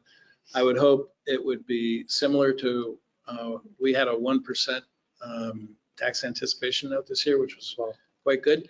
So, you know, the ability to borrow $3 million off of it. And next year, I think looking at our history, looking at our cash flow needs, not knowing, still a lot of unknowns as far as a finance guy looking at, you know, what are our needs going to be in the future. I just feel a little more comfortable having it be about 18,000, and hopefully once I get some better feel for what we're looking at with our banking relationship, what our rates are going to be for next year, as we get closer to the end of the year, we may be able to adjust that. In terms of the long-term debt, I've already discussed this. Now includes our second year step into the full year payment. So we're looking at increases of both interest as well as principal. And then next year it goes into the full payment. So what it helps us do is to kind of ease that pain so that there isn't one fell swoop in 22. And so that's where the, you know, a majority of the increase comes in, $130,000 increase of our $242,000. In information technology, I've already discussed the cap issue for the salary. We've done a lot of hardware upgrades this last year and replacement systems. Of all things, I'm running into failed monitors just about everywhere I go, and they are dropping like flies. So any case, I think I'm still going to be good at about 3,500. The other thing is that I used to be able to get all kinds of equipment from the federal government or state, and it is dry as a bone. And it's probably COVID related, but there used to be these, anytime the courthouse, the federal courthouse would change out equipment, you know, you'd get these emails, and you had to pick your stuff right away. You had to know within minutes what you wanted, and you know, put your name on them. I mean, they would be gone within 5 minutes if you weren't sitting there and looking at it. And I haven't seen one of those in, I think, 2 years. So at one point, What are they doing with that stuff? I really don't know, but at one point in time, we had gotten, I think, 18 monitors. We had gotten, you know, 4 copiers. We had gotten printers, the printers that are down in the town clerk tax collector's office, my office, those really nice HP printers. You know, so a lot of stuff, we don't have access to this free stuff anymore. And sometimes honestly, sometimes it would be junk, and we just had to sort of, you know, oh, well, this didn't work out this time. But more often than not, it was a really good deal. But I still feel as though we're going to be okay in terms of hardware. We had just upgraded the firewalls this last year. So we have brand new firewalls as of 21. You know, they're under service agreements, warranty, you know, so we're in good shape there. In terms of the software, so now the PD software that you see there, that does include the barcoding maintenance and the and our annual fees, you know, for all the other portions of it. You can see the other pieces of software here. It says an estimate because Avatar still doesn't have their costs for assessing, tax collect, and clerk, and I don't have the you know, good number from Unismart yet for the accounting systems. So hopefully we'll have that in the next month or so. Is Celebrate in there? So Celebrate is actually under the PD's 10-4. maintenance line. So no, it's separate, and you'll see that in a minute.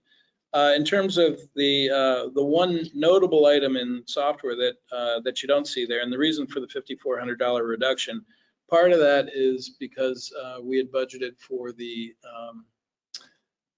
we had encumbered money for the barcoding, and that was, when you encumber, you add it to the beginning budget, and so that's why you see part of that. And then the rest of it is that our plan is to eliminate the iWorks permitting package and replace it with our in-house design. So that is a $2,700 savings.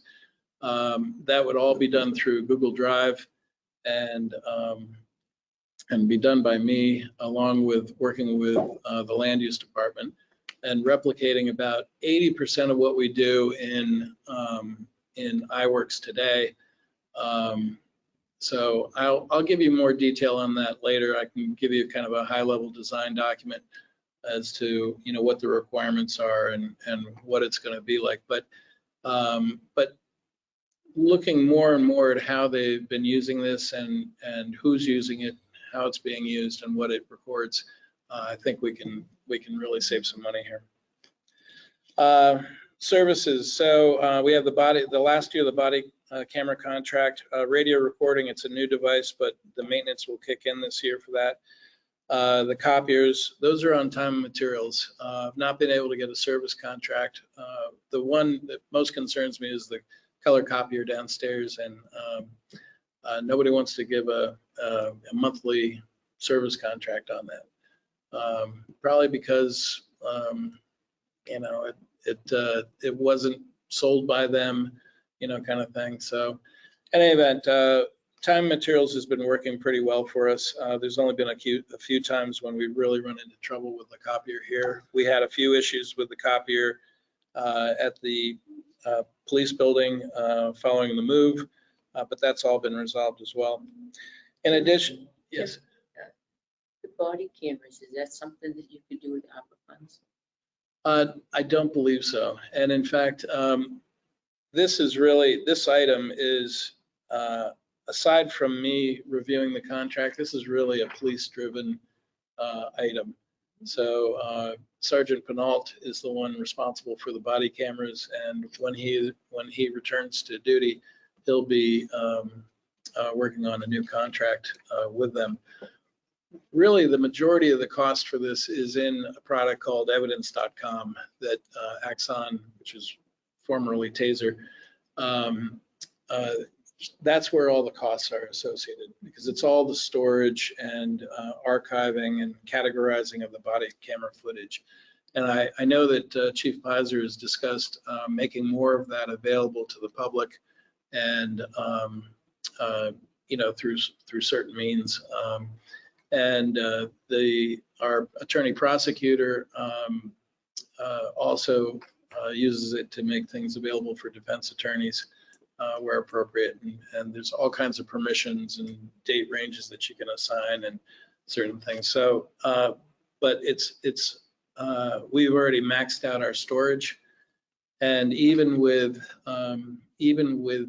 looking at the parameters, which I don't have access to the storage because of the sensitive nature of the video, but I've encouraged them to go through and look at the parameters by which they're keeping, say, felonies or misdemeanors or traffic stops, or, you know, look at the retention policy on those things, so that we're not keeping a traffic stop for 30 days if it only needs to be kept for 5 days or 10 days or something like that. So that's something that I know that Chief Pizer and Lieutenant Gilman are aware of and looking at. And like I said, that's the major driver. Maybe drug forfeiture money? There are possibilities. We don't have enough to cover that. Okay, that was my So, next question. Yeah. The other items here, this is I've pared back our go-to-meeting license. So whereas we had 2 licenses before and we had toll-free calling, I canceled that. And so now we'll just have the base 1 license for the go-to-meeting, which is pretty much what we've used. During the height of the pandemic, we were using multiple licenses, and there were multiple meetings going on at times. So, and the majority of people connect electronically, they don't call in. So I don't think it's going to be an issue. Our alert Tilton service, that's all based on credits. So we buy them as we need them. The Office apps, that's all Google and Google related services. And then the consultant is for the firewalls and services. And I have upped that this year, anticipating my time being dedicated to not only the land use application, but then also as Selectman Ruggles has pointed out, with the web interface, and then also social media and and looking for a solution where we can push out our messaging to all the social media platforms so that that it's consistent across, you know, many more than what we're doing now. So we do Facebook and Twitter now, but to be able to do a Snapchat story, Instagram story, you know, all these things that we can expand to, possibly a Discord server. You know, there are a whole myriad of things that you could do, and it's all about engagement. You know, where do people go? What do they look at? How are they going to get to the town to access things about the town? So so that's going to be a big focus of mine as well. And as I said, the consultant, I did up those hours to account for the fact that that as we move forward this year, I want to make sure that we have proper backup. Those hours don't expire if we don't use them; they carry forward. And that's the services line. The next page in communications. So this is our Verizon Wireless. We have not only the certain cell phones on there. We have some a number of police products that make use of our wireless, both in the cruisers and other devices. And then our fiber and internet and phone access, that's all included, everything included for fiber, communications, phone drops throughout the town. And then lastly, supplies, which are really anything other than systems and software. You're looking at accessories, toners, drums, mice, cables, you know, whatnot. So that's the IT budget. In land use, and I'm taking the opportunity to go a little bit more in depth with IT because that may save us some time down the road, but I will certainly repeat that for John too. But in land use, the primary drivers here are that our code enforcement officer and building inspector code enforcement officers now budgeted for a full year, whereas last year the budget was based on our former employee.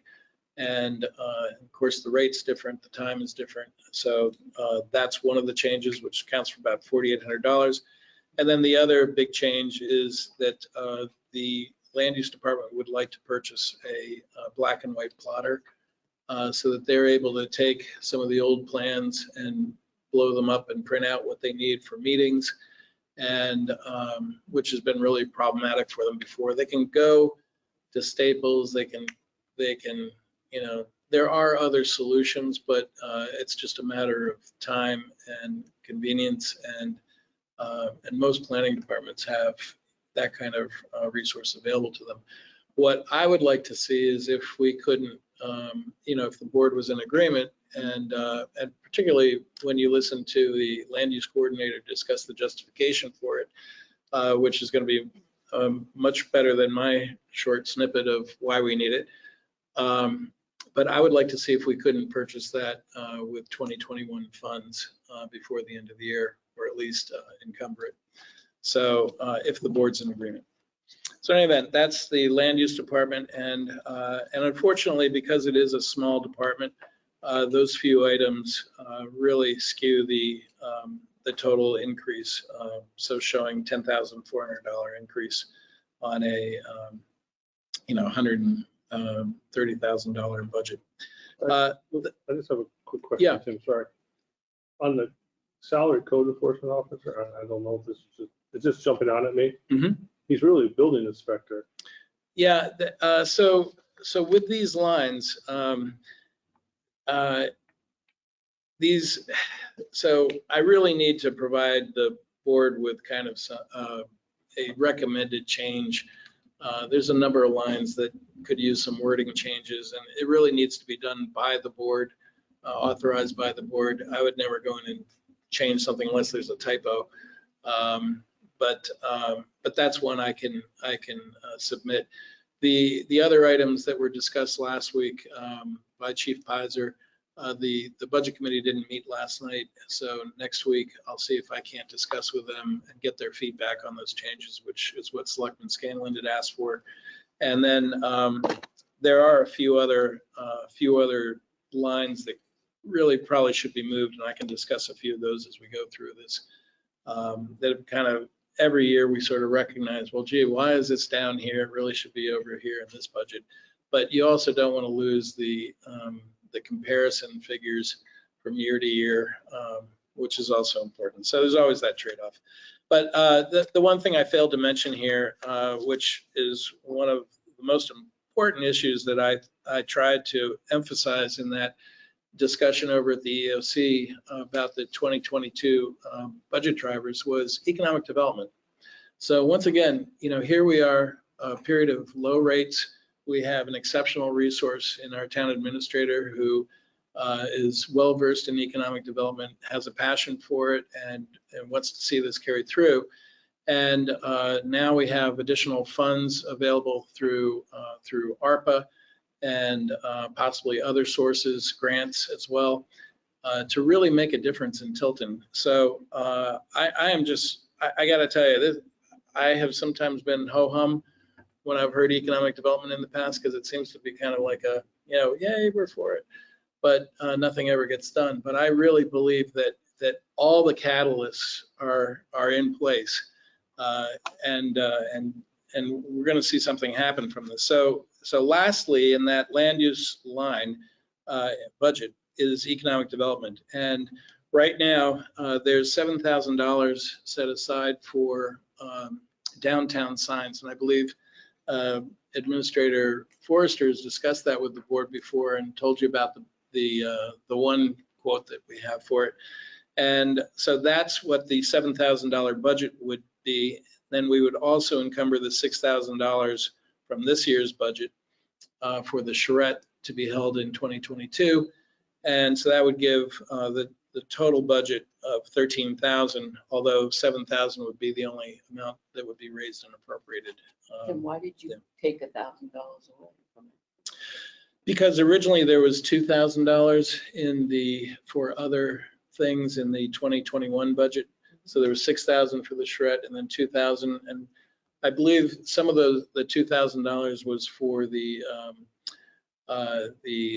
ancillary costs for the charrette, the hotel, the other sorts of things. Am I correct? Yes. And so in any event, looking at what we actually needed, so we wanted the $7,000 for the signs, and then the $6,000 for the charrette. And so I certainly could add $1,000 back in, and perhaps should for the purposes of the hotel and travel. Yeah, that's something we can take another look at. Yeah. I want a short economic development. I'm a yes too, because even if you thought about painting something like you did with your thing down there, there's your paint right there. So I'm a yes for that. All right, so we'll take another look at that. Health and welfare, very few changes there. The health officer reduced her miscellaneous line. That was usually used for water tests and things down at the state. She's getting much different calls now, I believe, but she feels that the $400 is sufficient. The $25,000 in general assistance, the welfare director feels as though that's appropriate. She's concerned, remains concerned about the eviction moratorium and what that's going to mean in terms of shelter needs, and so that's still, I think, a pretty big unknown for her. But she felt as though the $25,000 was appropriate. One of the reasons why the expenses year to date are so low is because of that moratorium. In public works, the main drivers here, as I've already mentioned, the difference in the crew's wages due to my error in the 21 budget. Also, we're estimating the health insurance. Again, hopefully we'll do better than what you see here. Electricity and heat are also noted as estimated, pending, working out the actual numbers for those things, as well as street lighting. Other than that, the director has put in the big drivers here. The director has put in for some equipment in the building for the garage doors repairs and ventilation system, and then also training to increase 2 of his employees for CDL licensing.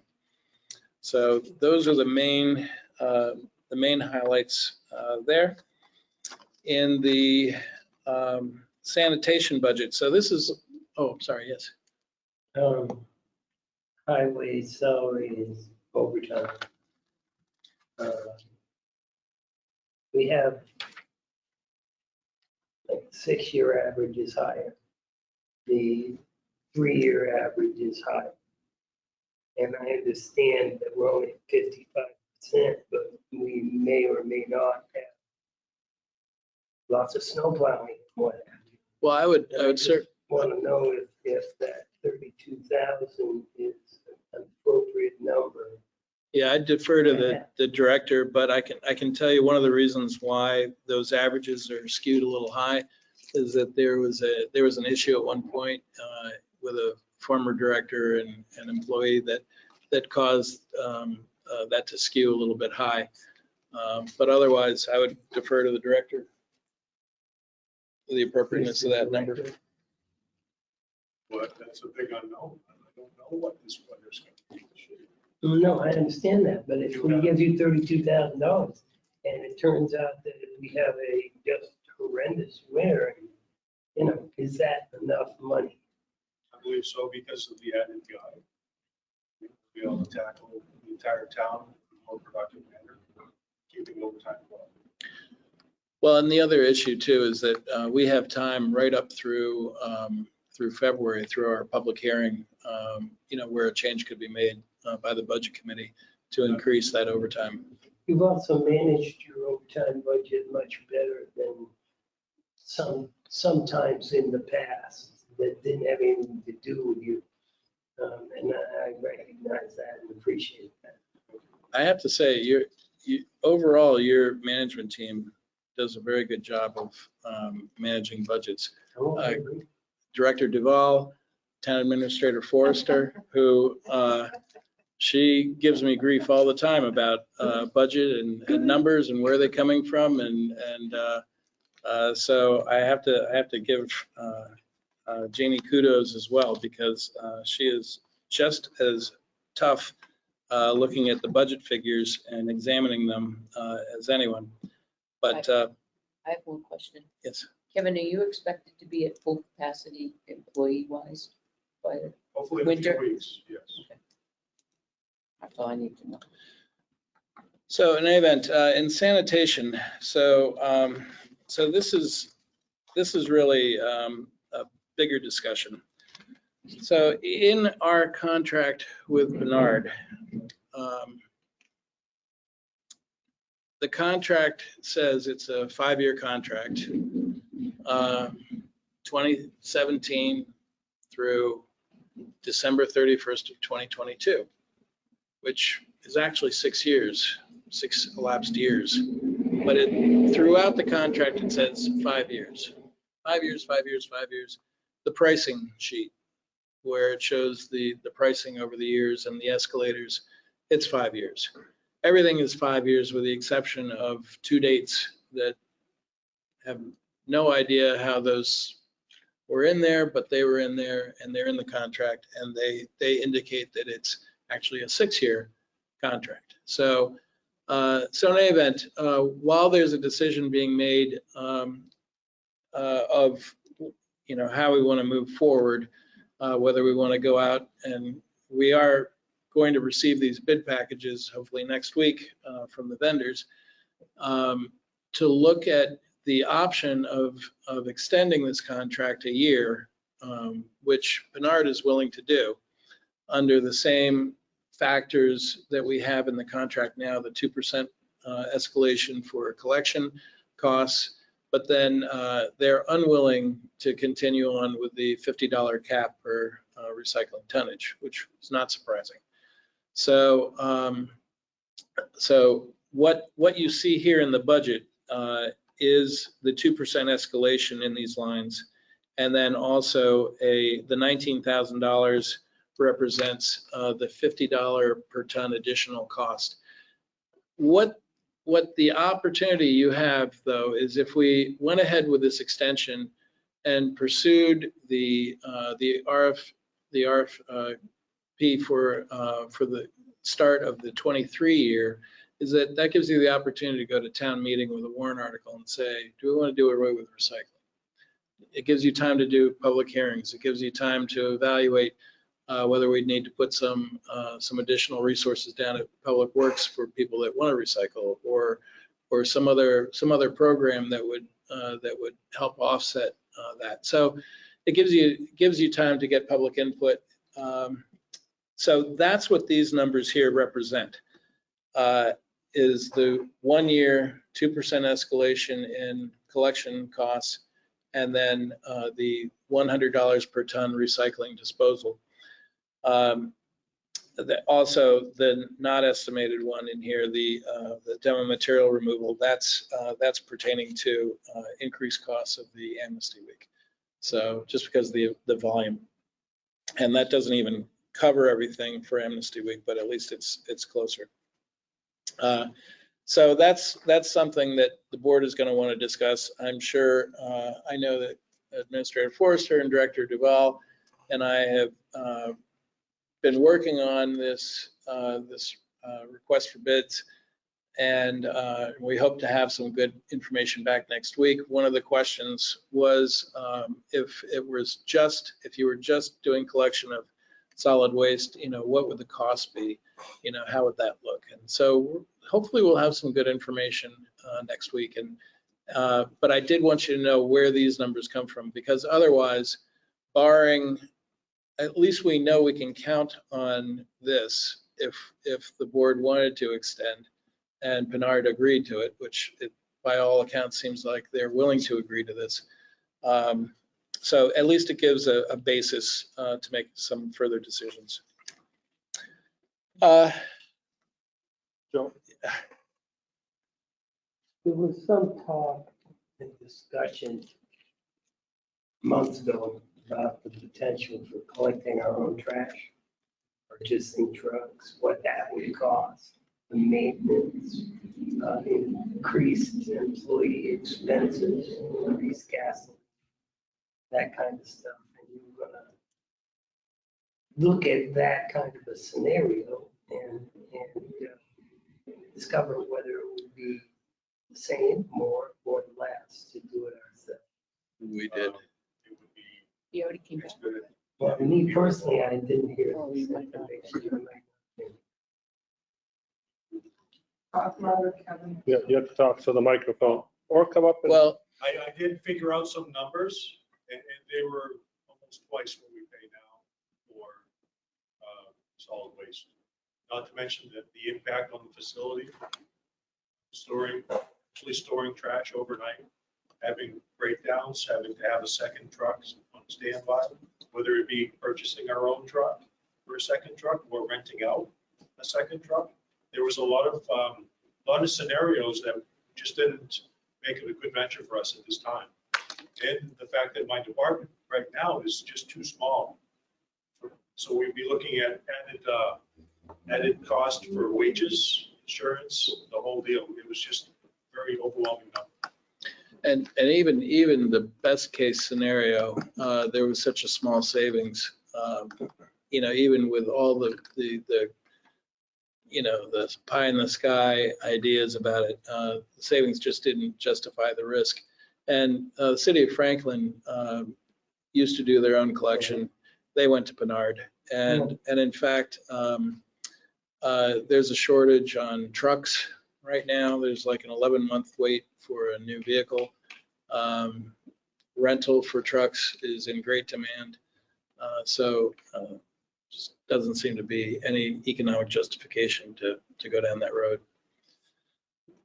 So in the police budget, so now, so as you know, there were many changes through the year. So this officer's wages line that you see here includes the current complement as of the beginning of the month, plus an open position for an SRO and an open position for patrol, intending that one of patrol would become a second detective. So basically, what I'm telling you is this is the plan that Chief Pizer presented to the board about 3 weeks ago in terms of personnel, and this represents the full year cost of that for officers' wages. It's down slightly because of the the hiring that we've done, as well as the command staff reorganization and contracts. And the other items here, health insurance, of course, this may go down further, but we also have a couple of unknowns in the 2 of the employees that have yet to be hired. We have to budget for health insurance for them. Yes. I have a question. Last week, Chief Pizer gave us her budget, and insurance was showing, and I understand that we don't know what that number is yet, but she was showing a $50,000 increase. Right. And you're showing a almost $2,000 decrease. Because we got information. Yeah. Okay, I'm like, there's a big swing there. Our preliminary assumption was that rates were going to go up about 8%.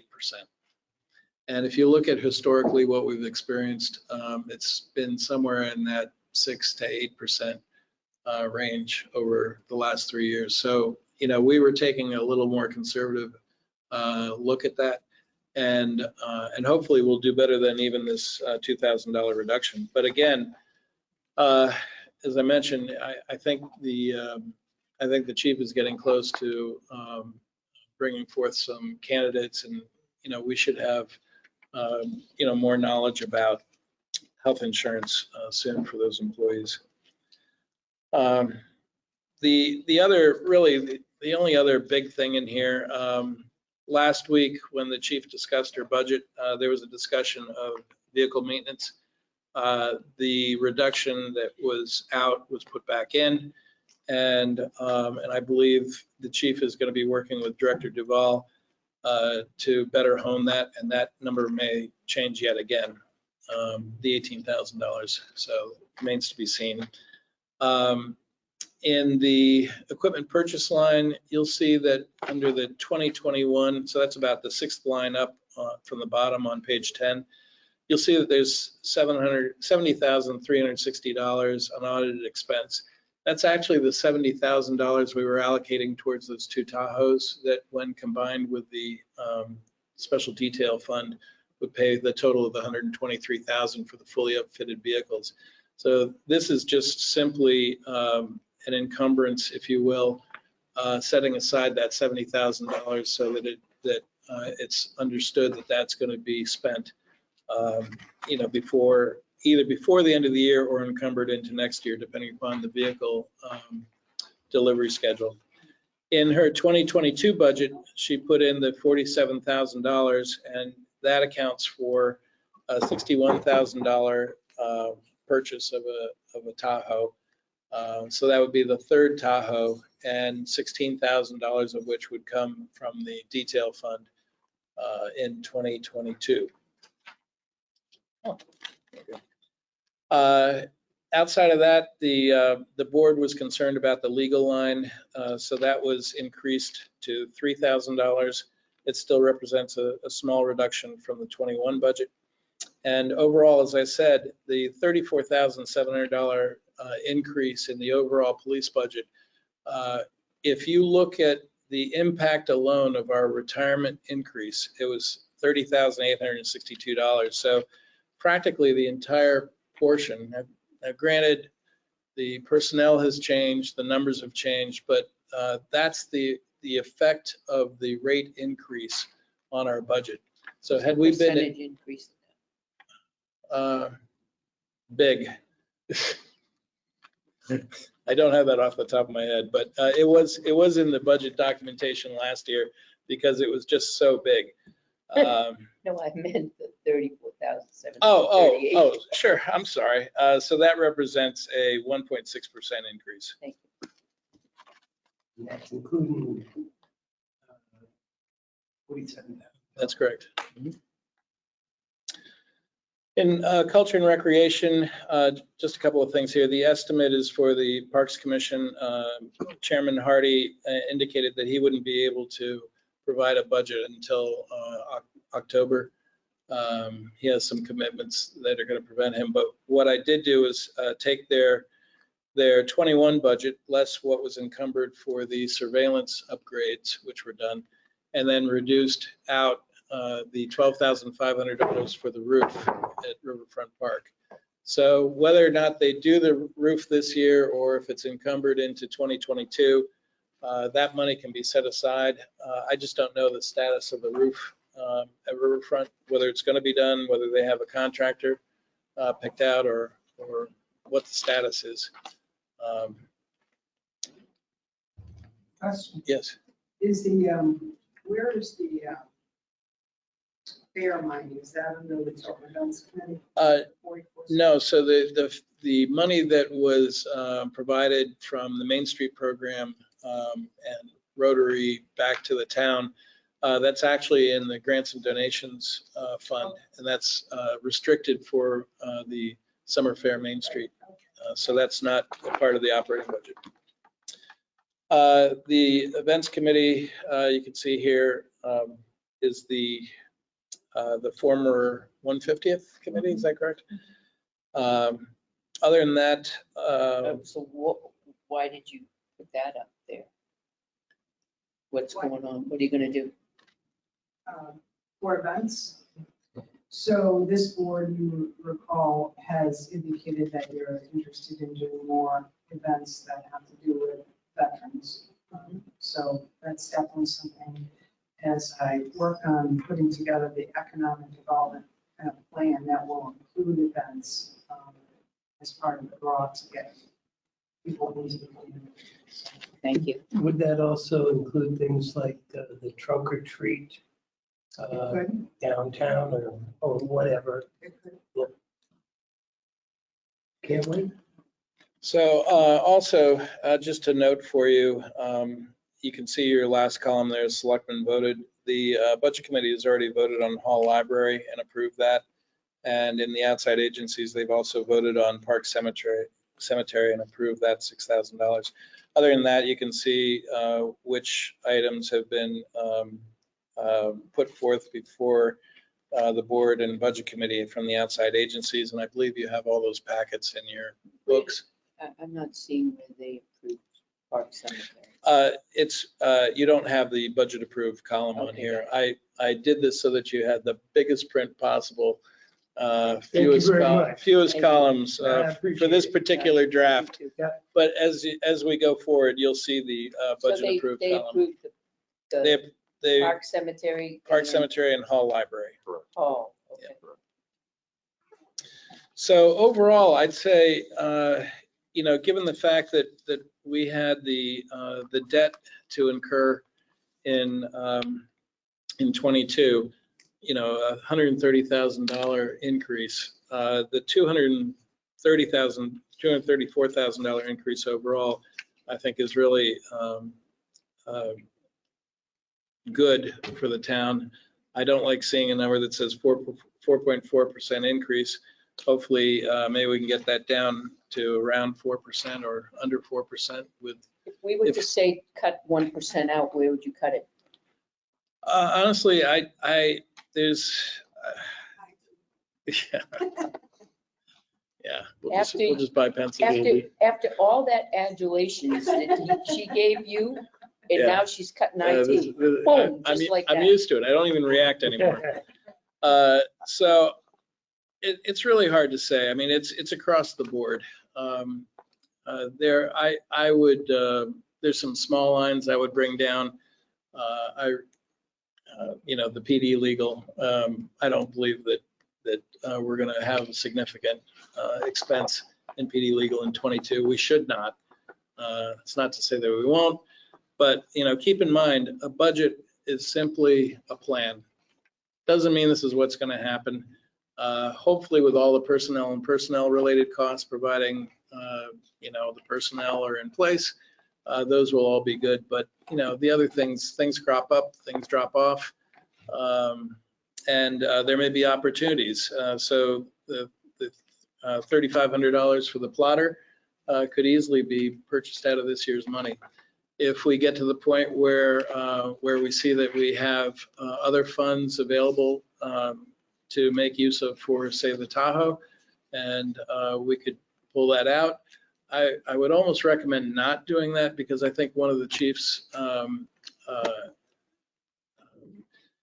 designs is to make sure that the townspeople see that every year we are buying a cruiser, and that they should be prepared for, in the operating budget or within a warrant article every year, they're going to be asked to approve a vehicle, so that we don't get into a situation where we have an aged fleet and difficulty with it. So could we maybe bring that down some, look at the detail fund more, things like that. But really, these are small adjustments to get to that point. The health insurance, if it does come into a lower number, that would certainly help. And then, there are some other discretionary lines that could be looked at. Apparently, we buy a lot of candy. I brought this candy from home. I thought I'd get a rise out of her, but she didn't bite. I know. I think she's in shock. Take it off. She didn't bite. I don't bite your tongue. Just out of curiosity, how does our detail rate compare to other towns? Is it, I know every now and then the board, the town or the board adjusts that rate. Yeah, that, and then also the hauler rate for commercial haulers.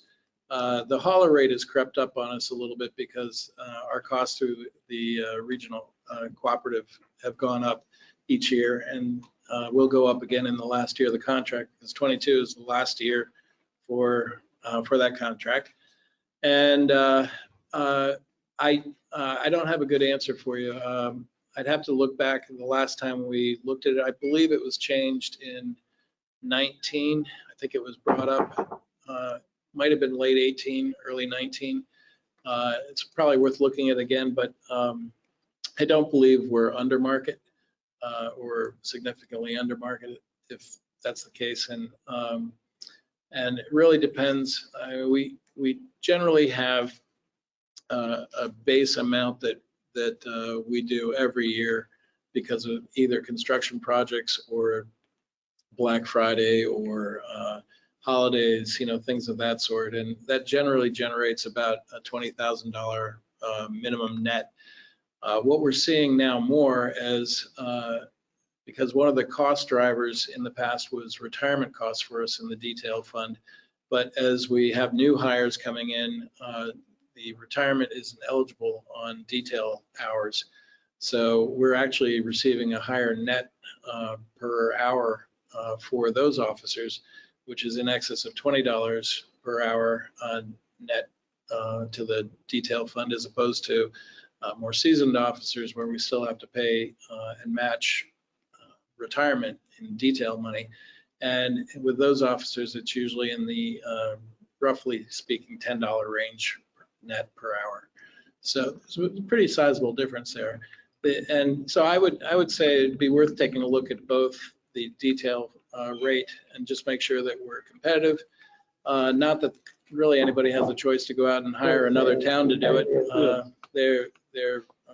It's all under the direction of the chief of police. And then the other rate, I would want to take another look at it, is our commercial hauler rate, and see if that would need an adjustment for 22. So right. So our administrative profit from that, if you will, or reimbursement for our administrative costs has shrunk some. So it's worth looking at both of those. But otherwise, I think there are some opportunities. I think, as we go through this, we hone these figures on energy. We look at what you want to do for the solid waste contract, and then, look at some of those other lines, perhaps maybe even in the hiring, if we're hiring at a better rate than what we had anticipated. But I think overall it's a pretty solid budget as a beginning point. I'm sure we'll be going over every single one. Oh, we will. We will, and that's what I consider fun. So I'm looking forward to It's it. the only fun in the budget. Party with Tim. That's the only fun. So anyway, if there are no other questions, that's what I have for you tonight.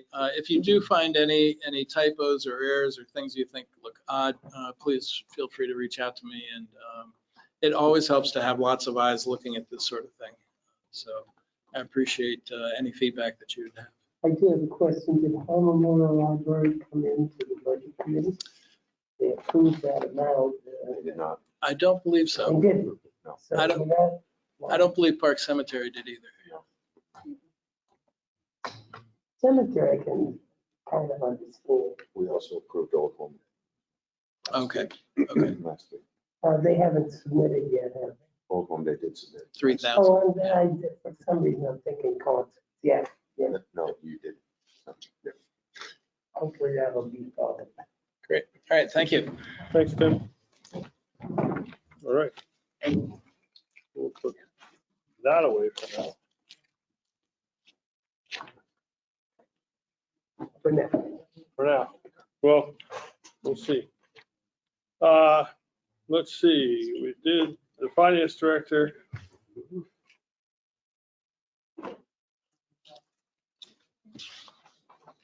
Do we, Jeannie, Yes. can we move you to after non-public or before non-public?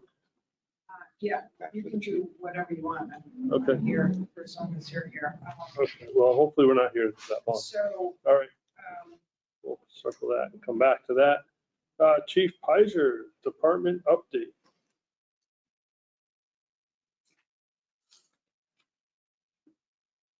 we really need to have that conversation. Good evening, everyone. Tim's gonna have to Good leave. evening. We need to have a quick conversation with you before the chief starts. Oh, Do that. sure, Yeah, Yep. I just, Real quick. yeah. sorry. Yeah. All right. We're- He's going the wrong way. You're going the wrong way. I thought you said. We're gonna talk about Caleb Hill. Okay. Yeah, yeah. No, no. Thanks for showing up. So very quickly, this week, Tim and Kevin and I and Leanne met with the 3 engineering companies to hear their proposals on Caleb Hill. And I think we all came away concerned about what this project was actually going to cost. Well, they set aside 3.25 million, 350,000 for the engineering, 2.9 for the actual construction of almost 2 miles of road. We really question if that money is going to fit the need, and I'd had several conversations with the DOT about, where did they come up with this number? Is it a realistic number? If we hire the engineering firm and they come up with, spend $350,000 and they give us a number that says it's going to cost $5 million and we have 2.9, will we get, we've spent that money, will we get that money back? Or will the state, will we have spent money that we have to pay back?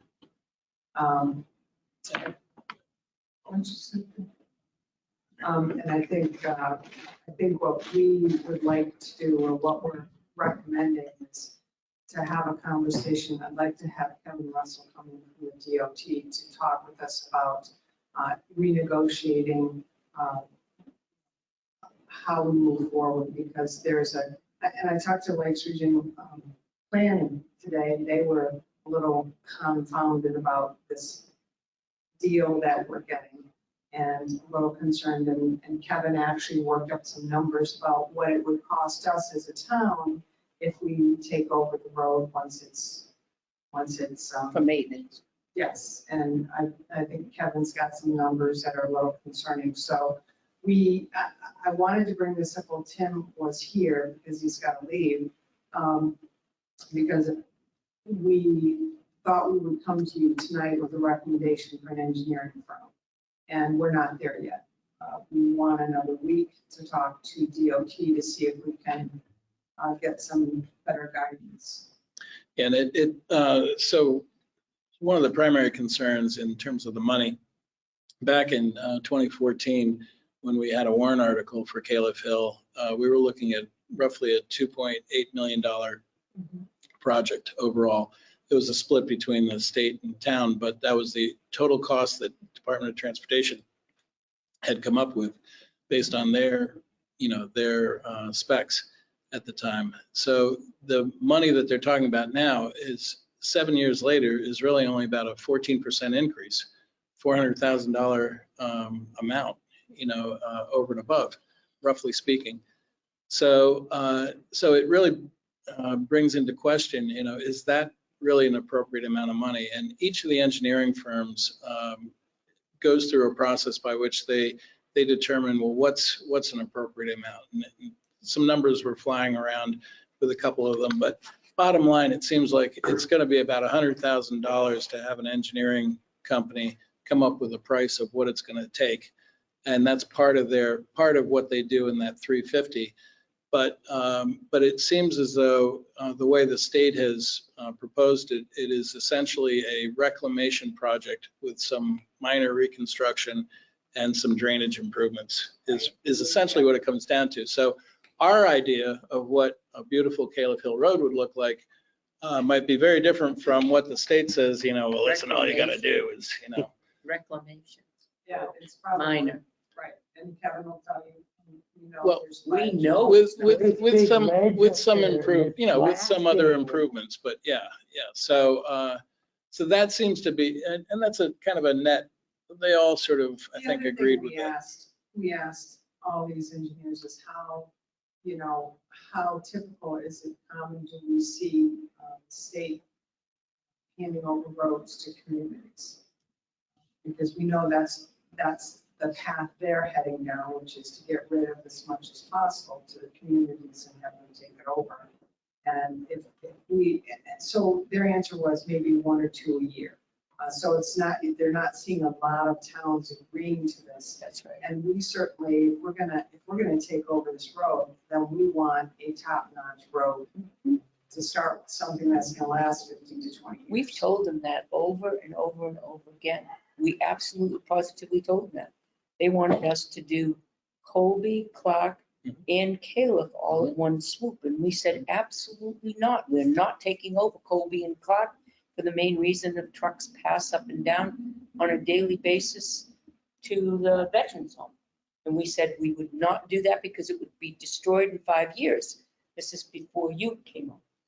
And we said, absolutely not. And we're very unsure whether we're going to take over Caleb Hill at that time. At that time. Yeah. But Even right now, Right. I'm leery of it, because like you say, state says one thing, but I have found that in the past, the state's promises and guarantees and estimates have been lacking in execution. Their estimate was $1.1 million per mile. So I don't want to hold up the chief, but I did want to have that conversation before Tim leaves, just to say to you that we're not ready tonight to tell you who we think, because we need another conversation with the DOT. Excellent. Well, now I'll leave you with one last thing before I leave, which is there's an invoice that I found that I periodically put up on the website. When they were paving Route 3 out here, I had an invoice from like 1911 when it was paved. It was $1,300 to pave Route 3 in Tilton. So From end to it end. doesn't say, but the bottom line is, our costs going forward, because we own it forever. So equipment costs that he might need to maintain the sides of the roads, the I ditching, noticed that they did so on the and so Y forth. project in Samerton. And Samerton now owns those roads. And the roads are already deteriorating, which is not surprising because they didn't Right. go down below Kevin, do you want to speak the to what you ledges. figured out? Get your annual. So a rough estimate, I would be looking at $42,000 increase in my budget to properly maintain. A year. Yes, that's the admin stress on my crew, so I'd be looking at a part-time guy in the Yep. summertime. That's proper equipment to maintain the road, the ditch line with some shrubs in the brush. And some materials for replenishing the ditch line, whether it be ledge back or snow. The man hours involved with 2 miles of additional route maintained in the summertime. So it's pretty costly. If that's only $42,000. If they do it properly, that's if. You walked it when you were senator with us, with the rocks, granite protruding through the roads. If they do it properly, right. The Big spring that came through at one point too. Yeah, there's a spring Yeah. that comes right out. So, Right. so what does that $42,000 get me? I mean, Nothing. Well, that said, the people Yeah, what they that, get? Tim lives there. the people who live on Gillis Hill Road deserve some relief. The only I'm upside just was not sure how, probably what the best way to go forward is. Sorry. Two people talking, Gail can't get it all. So why don't you- Sorry, Gail. Sorry, I was Gail. just making a comment about the upside would be the more speeding tickets written out there because it's going to be a faster road. Can we get $42,000 a year worth of speeding ticket? I'd have to get an account with the PD. So We can get credit card machines just to give them the. But going back to what Administrator Forrester was talking about, getting him in here and really having that discussion. It really all comes down to, how much is it really going to cost? Mhm. And at what point are we really on the hook? Yep. What's the time frame to get him in here? I wanted to have this conversation with you all, and then I'll call tomorrow. Okay. Absolutely. Get it in next week or next week. Right. Thank you. Thank you, Kevin. Thanks, Kevin. Thanks, Kevin. A lot of leaves out there, Kevin. All right. That was nice. All right, so backtrack. Hi, Chief. Hello. I feel like we just did this. Seems like it. Yeah. Department update.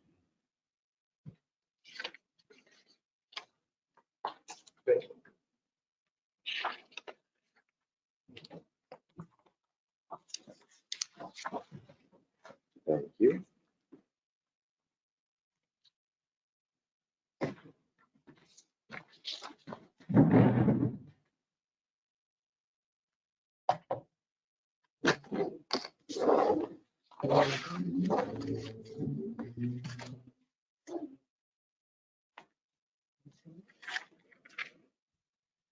So I'm going to present you my department update as of today, kind of starting out with a few stats. The first part here is year-to-date stats, and then I'll kind of go into the administrative actions that I've done since I've been here. Essentially, I'm at my first 90 days, so the rest will be all administrative actions and essentially my first, roughly 100 days.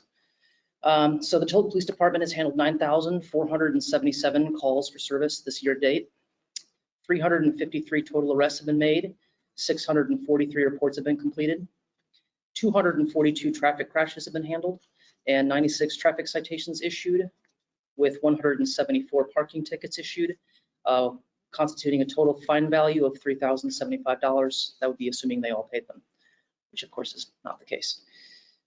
Personnel staffing, we're presently down, this is as of right this moment. Personnel staffing is presently down 2 officers, which constitutes the 1 SRO and the detective position. 1 officer and 1 communications specialist, both recently submitted their resignations, both were expected. They're effective the first week of October, the 2nd and 3rd respectively. And so the proposed SRO hiring, which I'm presenting in non-public tonight, will result in the overall vacancy number being unchanged by the resignation. So it would still essentially be down to, assuming that that SRO hire goes well in the non-public tonight. And then the proposed full-time hiring, also in non-public tonight, of 1 of our part-time communication specialists to relieve that impending vacancy, would leave us without dispatch vacancies. So does anyone have any questions on this part before I move on? And then I went over some brief administrative actions, kind of a summary of what I've been doing here for the last 3 months. So I've met with numerous representatives of local community organizations and department stakeholders, to include the Tilton Northfield Fire and EMS, the Winnisquam Regional School District, the LEAD program, Tilton School, Tilton Human Services Welfare, the Youth Assistance Program, the Tilton Parks Commission, New Hampshire Homeland Security and Emergency Management, the New Hampshire Department of Corrections, the New Hampshire Department of Health and Human Services, Division of Children, Youth and Families, and the National Alliance on Mental Illness. I've evaluated the administrative state of the department in reference to supervisory cohesion and vision, standard operating procedures, and the maintenance of files and records. I initially individually met with all full-time agency personnel, have instituted monthly supervisory team meetings and the upcoming quarterly employee meetings. We're having our first week of October, and had comprehensive training and inventory files created. The involved process, which involved I mean lengthy, process of supervisory review and updating departmental general orders begins in tomorrow's monthly supervisors meeting. That'll be a months-long process of evaluating our very large general orders packet. I've evaluated the state of the department's vehicle fleet and completed a vehicle fleet plan. This plan was ultimately presented to the board and approval was obtained for the purchase of 2 new fleet vehicles, which have been ordered. The retiring and disposal of the first of 4 planned high mileage vehicles is also being presented tonight, right after this. We have presented and hired 1 new officer and 1 part-time dispatcher, as well as concluded a recruitment and selection process for school resource officer, hiring presentation tonight. We have begun aesthetic and feature updates to our TPD social media presence, and we'll be rolling out and announcing some new features for the public to better utilize both of our sites in the weeks to come. We participated in the New Hampshire State Police sponsored Touch a Truck community event at the Tanger Outlets earlier this month. And we are currently in the planning and preparation stage for several upcoming events to include McDonald's Community Policing Night, the Fall Family Fun Festival for Winnisquam Regional Middle School, the Trunk or Treat Halloween event downtown, and the Christmas Parade. I have very recently assumed the operational role of Emergency Management Director from Kevin LaChapelle and met with Julia Chase from Homeland Security regarding the state role in local emergency management. We have instituted some aesthetic and morale boosting department branding improvements with the updating of the uniform patch, establishment of a department motto, and creation of a department challenge point. Yes. Exactly what is the department motto? Right here, dedicated to duty, committed to community. We had several amazing, really wonderful suggestions, and ultimately we narrowed it down to 3. My only requirement for the final 3 that made the final cut were they all had to mention community. So we had 3 finals that all mentioned community, and we had the department vote on it, and this is the one that they overwhelmingly selected.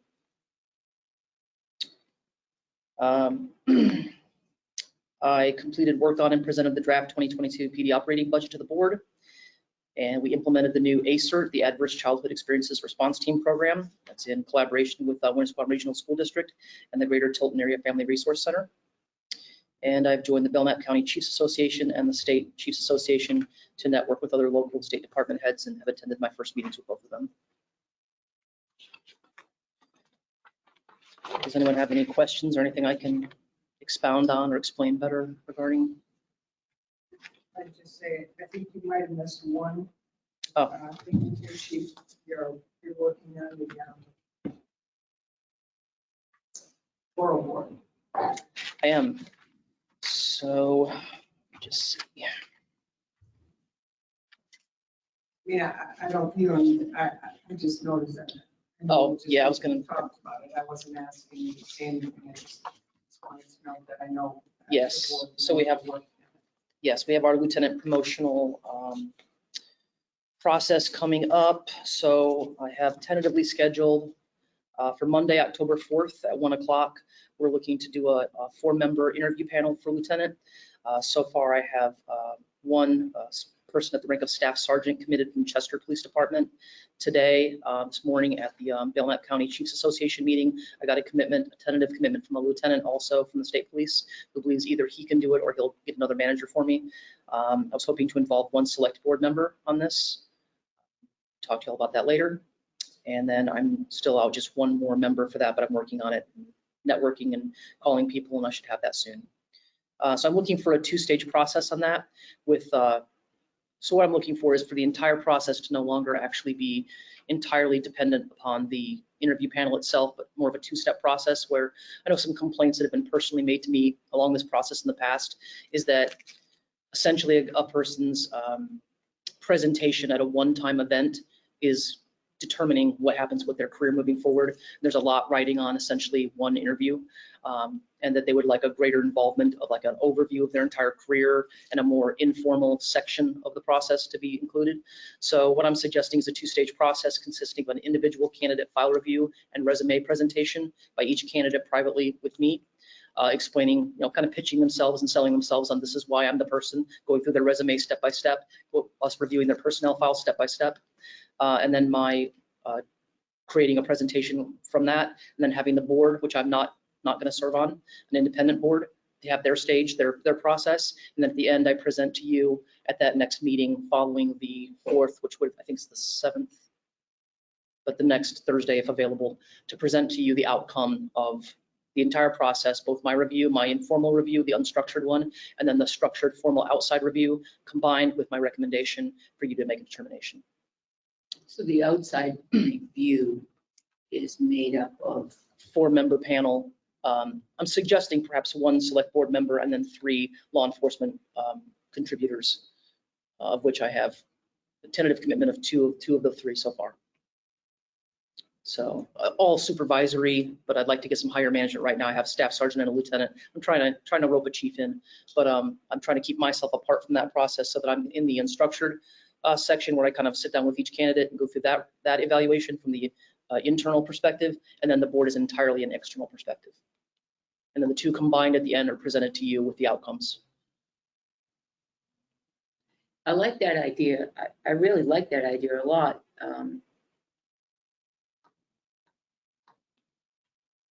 I'm just, if you have the, are you trying to eventually do away with the oral? Is that your plan? Is that?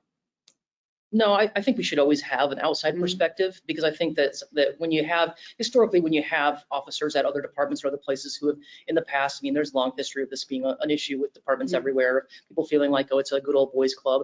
Granted, in my case, that's a little bit different. But I mean, what they mean is that everything internal is subjective or prejudiced toward them in some way, like, well, you didn't like the way I looked at you last week at a meeting, Right. or you didn't like the opinion I had about something that we did last month. Well, the external, I think we always keep an external component that gives them that sense that you're not only having the internal, clearly management internally has to have input, because this is going to be my second in command. This is important that I have a say in this decision. But I think there needs to be an external component of the process so that they feel like really there has been outside people looking at the situation from a very objective standpoint, who are not biased in any way one way or the other. And of course, that's complicated my process in finding people, in that everyone seems to know one or the other of my 2 candidates everywhere I go. So I was kind of half thinking that, and I might be off track when I say this, but when you have the oral board, you're including the law enforcement in that oral board itself, and you have that connection with the officers or candidates, whatever. And then now you're doing unstructured with you. Perhaps maybe that third one would be, I don't want to say business people, but Random resident. like maybe the director of Spalding, or somebody that knows management style, people that know people, not that are so unbiased that they don't know the officers, but yet they know about management generally. Management generally, HR generally, in, what to look for in candidates, that kind of thing. But they don't know, and then you have a completely outside kind of person, and now they're on their own merits without any law enforcement connection. That's just an idea to throw out there. It's Seems like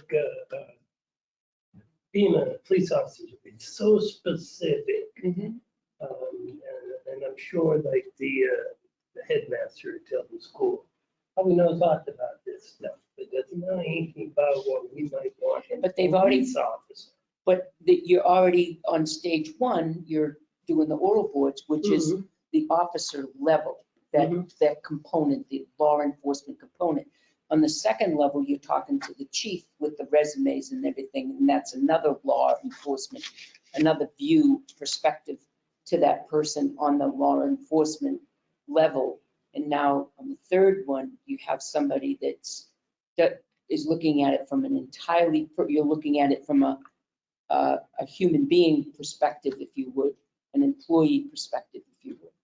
And that's where I was going for, because I agree with the officers that sometimes it depends, you have to go very far to get captains and that don't know an individual Right. that's going up for promotion, and somebody always knows somebody. Right. And it's very hard in that snippet of, 15, 20 minutes, they're sitting in front of 5 offices. That's their career on the line. And it's, you've got to be able to say in 15 to 20 minutes, this is why I'm worthy of this position.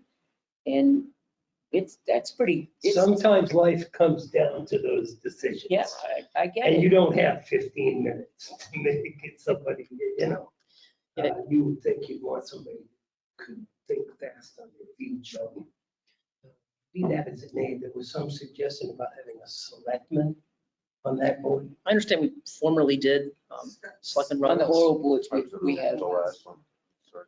yeah, the oral boards is usually, but As the hiring authority, is that we've never had a just out vote. of curiosity? We've always been present. We've never had a vote. And that's right. I was going to say, I've sat in on those things before, So but to answer your question, if you recall, we did get direction from our attorney that it is actually a vote. Right. And Okay. that's what Scott has put on. okay. Here's a question. Building off of Pat's idea, could you put that business person as, instead of selectman? Sure. I don't know. I'm asking that question. I have no idea. And I think the only complication that arises from that suggestion is just that we will have to tailor, any Good questions yeah. to be very non-law enforcement specific, because otherwise the people who are not in law enforcement won't be able to grade, So we'll have to kind of leave them a little bit loose, non-law enforcement specific, more like management specific, and, if we include non-law enforcement members for that reason. So I think that's a consideration as well, just. So that brings up a question. I know I didn't participate. I was in the room for the last oral board. I mentioned this to you. One of the concerns was the waiting of years of service. So is it, I'm just curious, is it your intention to change that here? Is it your intention to hold the same questions that they used a standard form every time? So I'm just curious, is that getting changed or? I haven't actually taken a look at the form yet, but I intend to, and I probably am going to desire to modify I would it. suggest when you do, you might want to talk to, Scott, because he sat in on that. And kind of, That form, though, was not the form that was used in all of them, though, Jeannie. That form was just, I think what happened with the move and things, there were several different, well, with the detective that wrote the I can tell you, because I saw the form and the names of the people from the last, and it did include sergeants, current sergeants on that list. Okay, yeah. And we whited them out. I highly suggest to change it. I really do. I thought they were just correct. We'll definitely take a look at it for sure. So thank you for your input, everyone. I really appreciate Did you that. say October 1st or did you say? 4th. 4th, that's It's a So Monday. Monday. Monday. I'm trying to get it done. I'd like to get this all done before Sergeant Penalt's return to work the following week. So if we can get it done during the early part of the week and then present to you on that Thursday, the decision will be concluded before his actual return to work, so that he knows when he returns to work, one way or the other, what's going to happen with that decision. So I just think it's optimal to, just have the whole thing wrapped up by that time.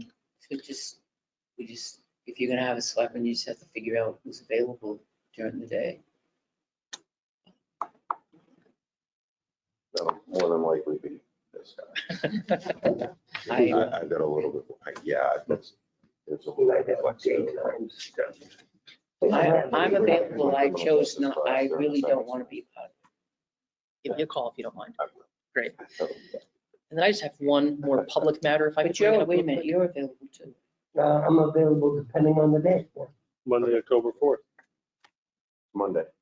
Yeah, if it suits your purpose, I can become available. Great, thank you. I could potentially, I don't know. You could too? It depends, how long would it be? Is it a 2-hour thing? I would say 2-hour minimum. I just gotta look at some things. Okay.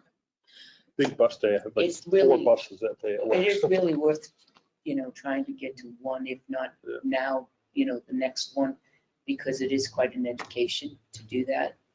It really is. Oh, yeah. Also, you all had asked me some vehicle data about the Tahoes, our last meeting that I didn't have. I do have it now just for you, just to present it to you now. You'd asked about the engine. So it's a 5.3 V8 and let's see what else. So they evaluate the 4-wheel drive, the city highway and combined mileage at 14, 18, and 16 for city, highway, and combined. And what do the current vehicles get? Sorry, I do not have current vehicles. Probably would have still had Kevin here, probably could have told you right off the top of his head. He probably could. 14 to 18. Yeah, I'm gonna bet. Well, Francis knows, they will get Yeah, 24 and now we're What going. year, to what year are 14, they? man. Well, these are the 2021 specs, but they didn't the Explorers, change. the Explorers. Oh, Other- 18, let's see. I bet you they're 20, 18, 20, I guarantee. 17 to 20. Let's see, we have, but that's not highway, that's not police driving, that's. Police driving around town, they don't go that much on that. we have a 2015, a 16, a 17, and an 18 That might be similar. for the Interceptor utilities. It's not that big. No, it's not. Utilities, right? Yeah, not the sedans, yeah. The Interceptors, then both the sedan and the utility. Yeah, it's not a huge- So let's hope the maintenance costs go down enough to Yes. make up for this. Not on road day. So if I could, before, most of the rest of my business is in non-public, but I do have one other really quick item if I could for public. Part of my original vehicle plan that I presented to you a few weeks back was to retire or dispose of some of the very high mileage vehicles that we really essentially are not utilizing and that are just costing us money when they are used. So my very first effort at that essentially is I would like to dispose of the 2004 white unmarked Ford Crown Vic number 04B. It's at 158,000 miles, 158,819 miles. It's the highest in our fleet. I've spoken with Kevin about that. He fully supports that decision. And I've recently received information from the New Hampshire surplus property auction that's conducting their auction next month. They gave me all the parameters. They have a very thorough document that explains everything we need to do. It's nothing extensive. It would involve taking decals off and removing equipment, all stuff we always do anyway. It's an unmarked vehicle, so that wouldn't be an expense for us. Putting a quarter tank of gas in the vehicle and transporting it over there to Concord for them on the day of the auction. So it's Quick question, have you ever looked at municipal bid? And I asked that because in Meredith, when I was selectman, we just went through the process of getting those in town assets. And according to our town manager, using municipal bid versus the state, we actually made more profit by using that process. And they said it was an easier process. So I don't know if you're familiar with it. No. I just actually just saw on Facebook, I forget what town it was, but they had something. They're buying used police No, it just came up, it came up as a sponsored ad. cars. You were buying used police cars. No, well, We sold a couple of town ones by bid, sealed bid. A town truck by sealed bid. It's demo derby season, so. So did you need to vote on that? yeah, so we will have after this one 3 more vehicles we'll ultimately be looking to get rid of. I thought maybe we might try this, I hate to say it, but the essentially worthless vehicle. I mean, we don't expect to get much out of this vehicle, but to kind of test the process out to see if this is a way to go. And then I'll look into municipal as well, maybe for the other 3, but I just thought it might be good. This is next month, so if we're going to do it, we have to start preparing for it now. I thought it might be a chance for really what we expect to be a low value vehicle to see what the process is like, if we do make any money off of it, and if it's, more trouble than it's worth essentially, but kind of a test. So What are you expecting? Are you waiting for the other 3 until you get your other vehicles? we don't want to let our detail vehicle, even as poor a condition as they're in, we don't want to deplete them or get rid of them until we can start pushing some of the higher mileage patrol vehicles down to replace.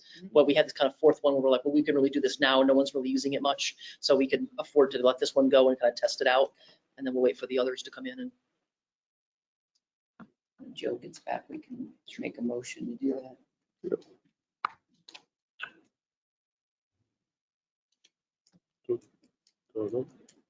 Guess we just wait for Joe to come back. We can make a motion.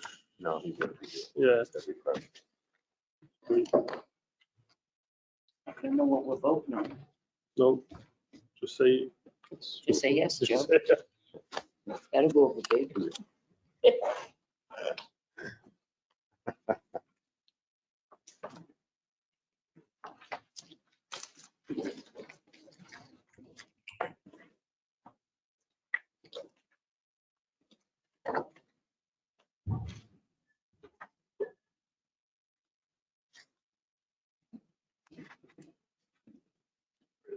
All right, now you can make the You motion. never find it. Let's go. Right there. Oh, that's why I can't find it out there. Other one.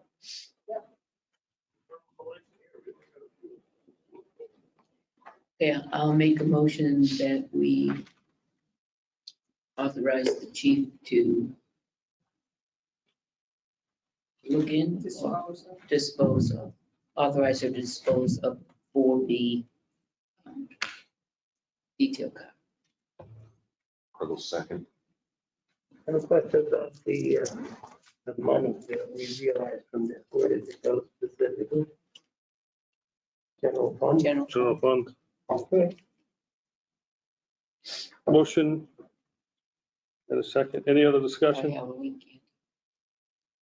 All those in favor of the motion signify by saying aye. Aye. Opposed? Motion passes. Thank you. All right. Ceremonial champagne bottle broken. All right. I'm telling you. think I Joe- don't have a big Joe- paragraph to read on this one. Oh, Chuck may do that. The time being 7:36. I make a motion to enter non-public session per RSA 91-A:3, Roman numeral 2B, the hiring of any person as a public employee. We expect to be back into public session at approximately 8:15. Do I have a second? Yes. Ruggles second. Roll call vote. Constantino, yes. Yes. Myra, yes. Ruggles, yes. We are non-public session at 7:37.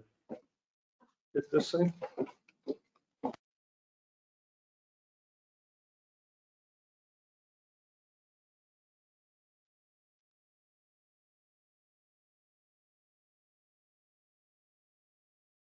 This conference will now be recorded.